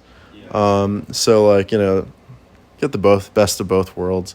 You know, Steve Jobs only did the alternatives like after the Western medicine fucked. So like, you know, like, am I saying that I'm going to take a Steve Jobs route? No, what I'm envisioning right now is that the Western medicine's going to work, and then I'm going to just do some good shit on top after it's been solved, you know, to kind of make sure it doesn't come back. Yeah. Paul Check's a guy you should check out. He's a guy in California. He's fucking on it with health. This guy. Have you heard of Paul Check? Pocha? Paul Check. Paul Check. I'll give you the book. Yeah, no, I'd appreciate it. Yeah, he's really on this guy. You can handle that. I for the surgery, you know, I told you, but I had one time I was taking a shower and you wash your nuts, and I was like, 1, 2, 3, and I was like, what in the fuck is going on here? It felt so natural. I honestly thought, did I always have 3? Like, that was my first thought. Yeah. So then I was like, oh fuck. So I went to the doctor in Japan, and you know, he checked me out, and then he said, you know, you have what it's called. I forget what it's called, but I don't even know what it is in English. But anyway, I had this thing where it could have been caused by, it's like having three nuts, but it's like the sperm gets, turns into another ball. It's like really high pressure in there. It's right? called a cyst blockage. A cyst blockage, yeah. So anyway, so then it can be caused by two things, either a traumatic injury or infection. But it's not dangerous. So if you're comfortable with it, So anyway, I went to the doctor and he said, well, he was kind of like a dick. This guy was famous, but I went to this guy who was a famous doctor in Japan, and he was kind of a dick. Like, he just kind of like asked me stuff. Like he had like all these people waiting in line to go to his place, I guess, So anyway, he said, was it traumatic injury? What did I was like, I don't, he didn't say like how long after it would be or what kind of things. And you guys know me, I've been in tons of accidents, right? So I was like, no traumatic injury. And he says, okay, then it's an infection. His infection, you shouldn't do the surgery because it'll just come back. So just leave it. But if you want to do it, you can make an appointment, right? So then I think 3 years later, I went back to the same guy. Kind of had the exact same experience. I felt like an idiot because he said the same thing. And then he told me 6 months later, we'll set you up for surgery. And I couldn't wait I set up the surgery, but thinking about cutting my nuts, like cancer aside, like just cutting your nuts was traumatic, right? So I was like, like after like 4 months, I think I'll cancel that appointment, So then I went to China, and I had the circumcision, which I talked about in a video, right? And then the doctor, I told him about it, and then he said, oh yeah, we can, and he said the same thing. He said, was it a traumatic injury? And I was like, because it's weird. Like, I don't connect. And so then this other doctor was two specialists. And the one guy he said in Chinese, he goes, stop fucking asking him. He goes, it's a traumatic injury, 100%. He goes, this guy had a traumatic injury, just doesn't remember which one or whatever. He goes, this is a traumatic injury. It's not an infection. You got to do the surgery. So you should do the surgery, he said. And so then all of a sudden my blockage went away, and I said, well, maybe it was the time that I, ran into the police car and, smashed into the side, and then I flew over the street into a stop sign, and hit my nuts on the stop sign, pole. And he's like, that might be a traumatic injury, So I was like, but it didn't come to me until after he gave me the right to say it, and like, cause you get low self-esteem in there, right? Cause what do you tell the guy? And he said, okay, so then he did the surgery, and then when he did it, he'd ask me, does it hurt? And I'm like thinking, well, he knows it's a big fucking third ball, so he must know it hurts. So if he's asking me, does it hurt? That means like, is it really bad? And so I was like, well, I guess it doesn't hurt, But then when he cut it, literally sperm flew on the ceiling and all over his face. It went on his face. And then I felt like a cup go down of hot liquid go down my legs. And then he goes like, he's like in Chinese, he's like, holy shit. He goes, that must have hurt. And I was like, I guess so, but I don't know compared to I don't know how other people feel. I can't, my family's very stoic, they don't complain about anything. So I'm like, oh, I guess it did hurt, Like, it's weird. Like, you just can't, when it's you, it's just like totally different than with somebody else, right? So anyway, he did it and it didn't come back. So, but I was very worried about it. But luckily, the reason why I finally went through it is he said, I'll do it tomorrow morning. So it was like night, and he said, okay, we'll do it tomorrow morning. And then it was easy for me to be ready one day in advance. But so, yeah, I would say the surgery itself is no big deal because it's just like, it's a really thin skin, around the ball sack is really thin, and it's super easy to cut, so they just cut it. It's no big deal. They do whatever they need to do, and they just sew it up. It's almost like something you get when you fuck your toe up or something. Surgery wise, it's got to be the easiest surgery. I mean, yeah.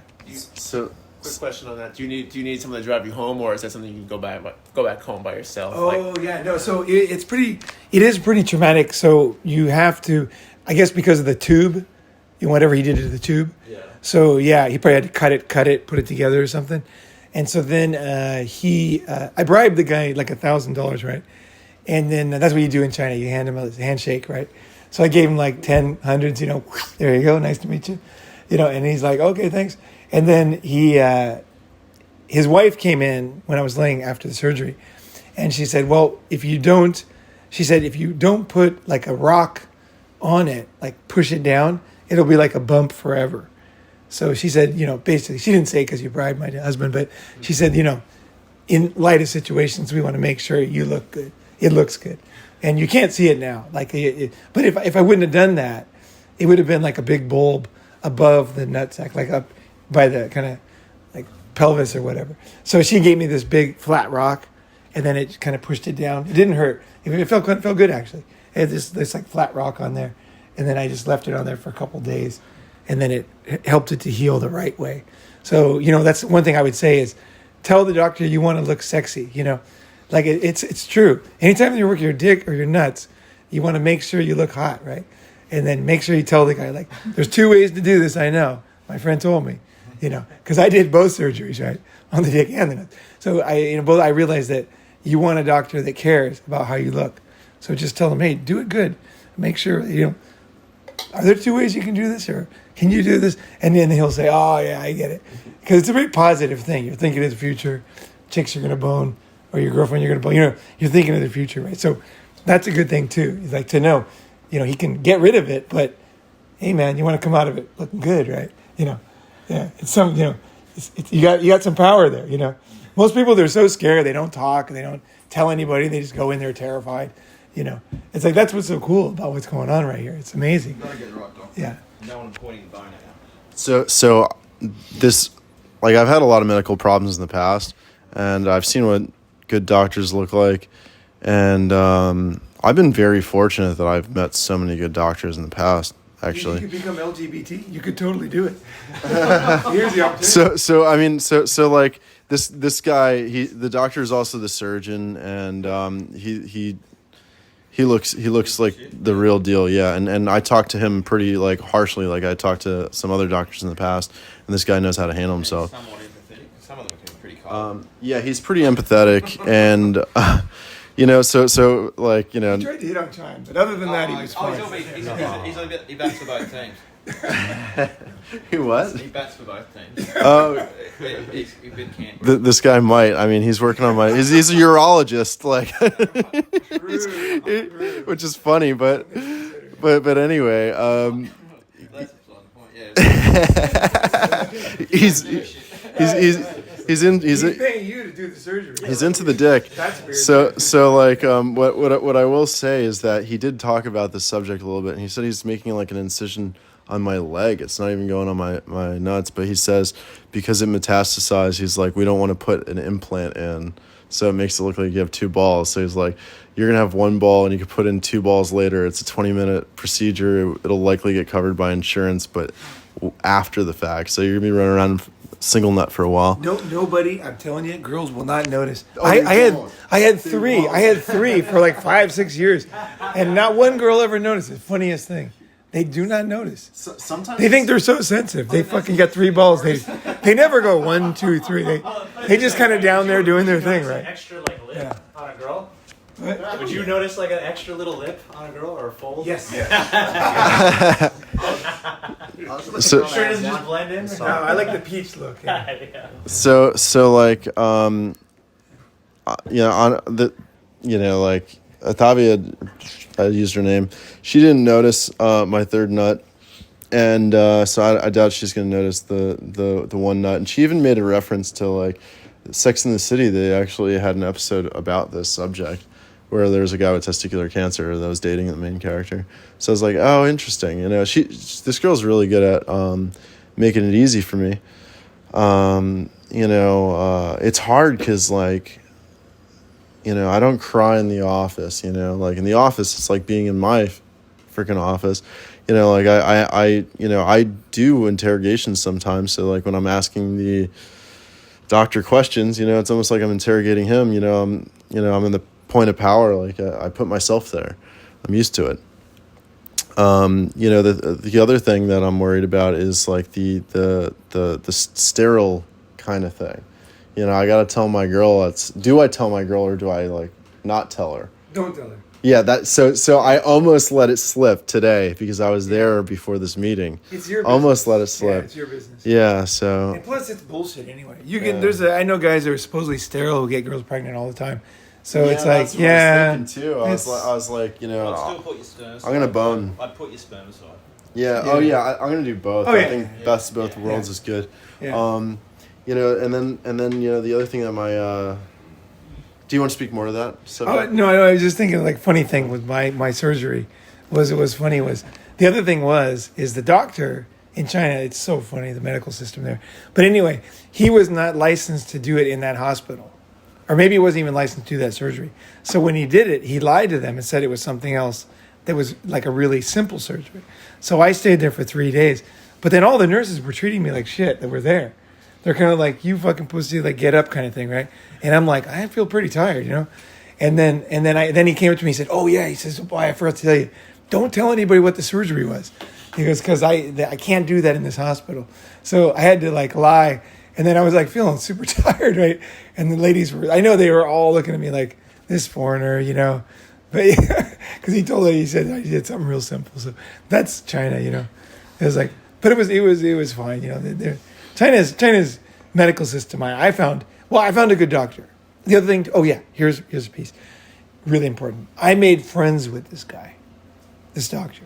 You know, he would come to my house, and he fixed my knee, worked on my knee. He'd come with this big needle and put it in my knee. He'd kind of do anything. Like he was a good general doctor, you know. And so he'd come to my house and fix stuff, and I'd, you know, get him drunk and stuff. We'd go party and stuff, and he was really fun. And being friends with a doctor is one of the smartest things you could ever do, because they have friends, and like treating them like humans. Like most people, they just go in there, Mr. What was your name? You know, and say, oh yeah, this is and he'll be nice. He'll still treat you fine. But take it from Asia. Asia, it's all about connections. It's all about human relationships, right? You won't get good treatment if you don't have a relationship to a doctor there. You'll get treated poorly. So, but if your friend calls and gets a recommendation, then you get good care. So you have to have a connection, right? So I learned that. I didn't have any connections. So I made friends with this guy when I first got there. I did the circumcision. Then when I needed other help, he did a hemorrhoid. Then he did the ball. And when my knee was fucked up, he helped me with that. And it was like very, very important for me because I didn't have insurance, but I had a great doctor friend, you know? So you'd be surprised how important it is and how few people understand they're humans. And I'm not saying you're going to have that chance, but if you make a real friend, you know, like you're undergoing something. So the other thing you can do is science experiment. It's like start blogging about what you're doing every day. You know, I got to do this, and I'm thinking about this. Now here's the thing I have to check on all the time. You know, here's the number. Here's the thing. You know, I got to shave my nuts. You know, whatever. You know, whatever you got to do, and you make a list, and you kind of diary it. You know, and then you can do that. Kind of documenting, you know, and also too, there's a lot of doctors on Ronin Man, so you'd be surprised what kind of advice you can get from guys on Ronin Man. There's some like serious doctors on Ronin Man, so you know, just think of all these things, making friends, all this stuff, using it as a growing experience. It's a very easy surgery. I'm gonna tell you that. It's like, so that part is easy. It's not like if you had brain or whatever, could be more. It's more different, but the nut one, as long as it gets out of there, piece of cake. So yeah, that's the good side. So like a few items on that front. Like I have so many professionals. Like I have an anesthesiologist friend. I have a friend that deals with alternative medicines, and you know I have another friend in med school, and I like reached out to all these people. It turns out that they were like, aside from Ronin, like they were all women. Oh, really? It was so funny. Yeah. I have a lot of powerful women in my circles, and it made me really realize who I turn to as well. And and then like this doctor kind of likes me. Like we're off to like a good start. You know, I got him laughing a few times. Like sometimes with my pickup, like back to the old conversation, failed pickup, I always try to make the girls laugh. You know, get something out of it. But I do have a doctor friend. He's a chiropractor. He's one of the guys that's in the circle. Actually, yeah. So the two guys there, and if they like you, yeah, care about you, and you see you as a human, just one little thing can make the difference. You know, Yeah. Can you take time off work? Have you thought about taking like a year off, or like really chilling out? Let's not talk about this on the recording. I'm just joking, but like whatever it takes. Like I told some of the guys here that I was going to climb a glacier in December. I might not be able to do that. I might have to do chemo. Like I don't know if that's like every week or every 2 weeks, but that could pose a risk or a challenge, or I might not even be strong enough. I love this freaking lovely hair. You know, that's another thing. You know, there's so much stuff that I'm bummed about lately, but but making friends, like, you know, you gotta have, you know, support in situations like this, and you gotta befriend the doctor too. Like, you gotta make sure that he's a good doctor, like Hamish is saying, and you know, like, I'm just so happy you guys are here. Like, this couldn't have been like a better scenario. Like, you know, I got all the freaking support exactly where I need it. Like, Chime time all the time. You know, like, I can't believe it. It's like a miracle, man. Yeah, it takes some balls, maybe sometimes three. Some people would want to 2.5. You gotta talk to the mic. Some people would want to be on their own, like, or just they couldn't handle, like, keeping on. It's hard to keep going, I reckon, in your situation. I could imagine that. Yeah, I don't think it'd be. Yeah, it takes a. So it's really hard because, you know, like, I'm on my own at work a lot. You know, it's very rare I have to ask for backup. Like, when I do. It's serious. But, you know, I get so much more sensitive and vulnerable whenever my family's around, like my mom and my brother, especially this new girl, and I'm not used to that. Like, you know, I don't have to cry until the second I'm in her presence, and then I just feel like a wounded animal. Yeah, so that's like another thing that I'm adjusting to. It's been hard, you know. Sometimes it's easy. I cried a little bit, you know, today. I actually wasn't sure if I was gonna cry or not. You know, I was going into this pretty confident. You know, I was like, oh yeah, I'm just gonna talk about it, cry a little bit, keep it up, keep it going. It feels good. This is like usual for me. You know, I'm used to summits. I'm used to, you know, like, this kind of environment feels comfortable. But, you know, like the unknown. Scary sadness. Yeah. You know what? I just think it's something I did. It helped me a lot. So when you're doing this surgery, you're going to be awake probably, right?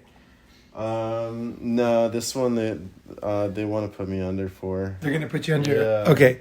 Because when I did it, I was awake, and so you got to take control of these things. You know, like, you think you're just in the hospital, like some kind of machine.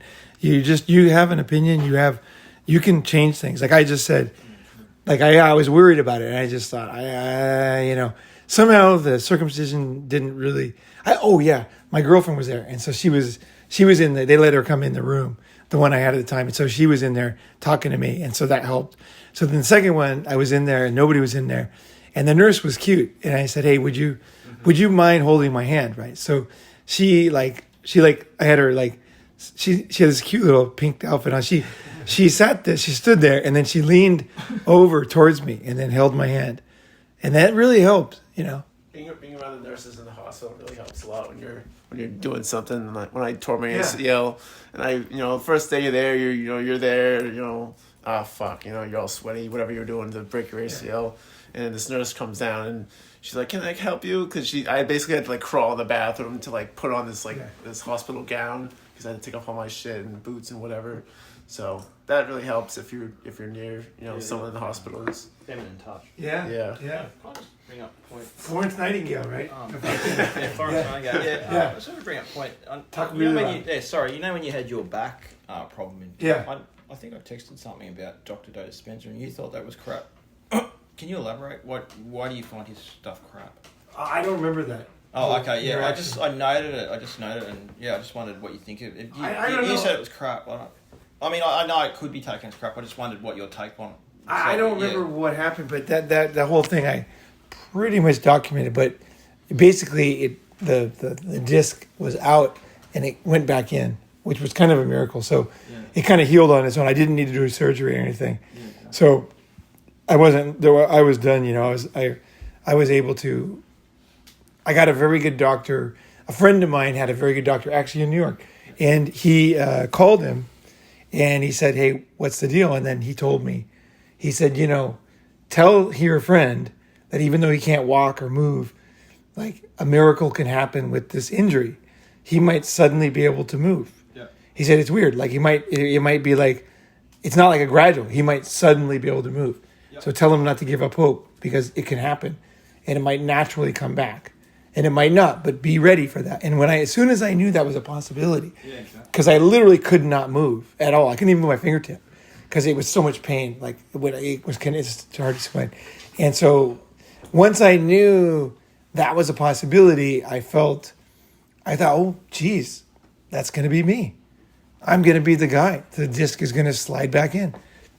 And once I knew that was a possibility, he wasn't like, you know what I mean? It wasn't hocus pocus. No, It was. the power of the word. He was telling me that it does happen. Yeah, Right? but that's what Dr. Joe Dispenza says, the idea of the possibility. That's why you got to keep open to anything. Yeah, but the key thing was he was a specialist in this procedure. Oh, yeah, I know, but he had a lot of power and he for said, that reason. and he said, this disc can come back in, and he said if that's the case, you definitely don't want to do the surgery because that's a permanent thing. They take part of a cadaver, put it in your back, right? So it's better to have your natural disc in there, obviously, right? So when I had a professional who knows that surgery, through my friend, tell me that. It just somehow made me feel great because also I knew my friend is like he's quite wealthy, so I knew it was a really top doctor, and that somehow made me I held on to that. I'm like, top doctor in New York, which I knew he was. I said, told me this. So here I'm in Thailand, but I was like, okay, it's gonna happen. I just imagined it sliding back in. I just imagined it. I think it helps to imagine. They say you can imagine shooting baskets. And you get better at shooting baskets? Yeah. Oh, they've tested it. Yep, it's a real thing. Yeah. So imagine that you're going to go in there and it's going to be easy. Imagine that. It's going to be easy. It's not just a little cut. This is just skin. They're going to get it out and you're going to, you have to do a little bit of follow-up. You're going to do that and then it's going to be fine. And like imagine down to the cells down there, Yeah, like I do see myself getting over this. I do imagine that. I had my anesthesiologist friend sent me a bunch of videos that like help with confidence or how to deal with a recent diagnosis or fear of death. And then think red pill too. Like, fuck these doctors, fuck the system, but this fucking thing's gonna fix. My fucking nuts are gonna be fine. They're gonna fucking beat this thing, Yeah. You can use like those kind of words in your mind. So no, I'm not. Run with a positive doctor like you got, like a guy you trusted in New York. Yeah. You ran with him. And Yeah. it worked for your belief system. Yep. Because you knew, a guy off the street couldn't have done that. No. That's the power they've got. So No. you've got to be careful. So like, I do have like kind of like with Ronin in his back, I have like a similar mentality. Like, this is gonna be fine. No, but I'm saying, imagine the cells coming together and everything flowing in there. Like I actually imagine the molecules. Oh, dude! Like everything healing up. what I truly come out of it and are totally good. What I truly imagine is that they're gonna pop this thing out, and I'm not gonna have needed the radiation or the chemo.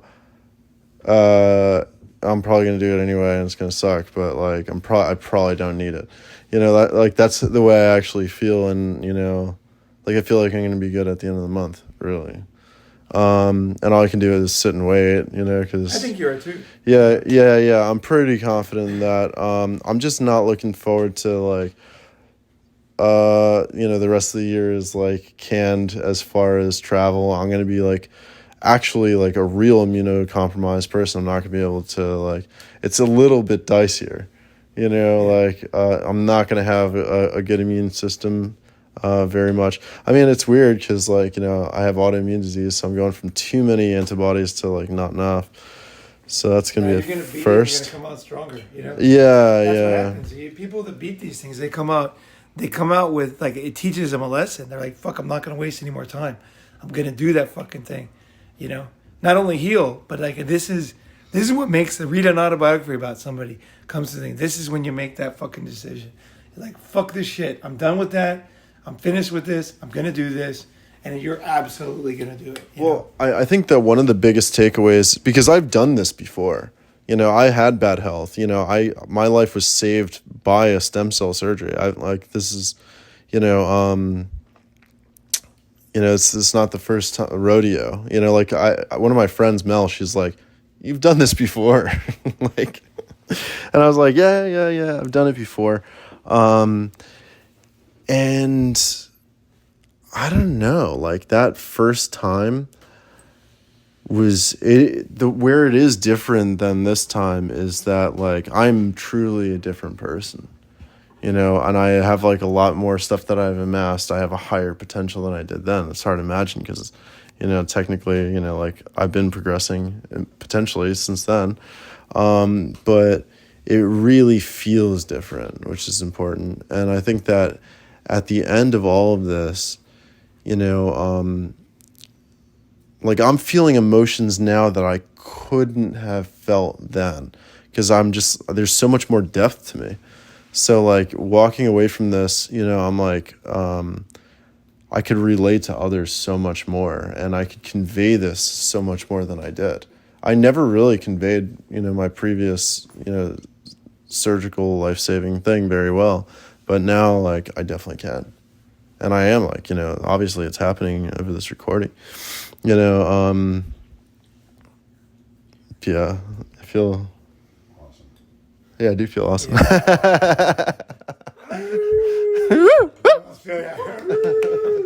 Dude, that's awesome, man. Yeah. Fuck. I don't know what we should do. Should we continue? Or should we stop?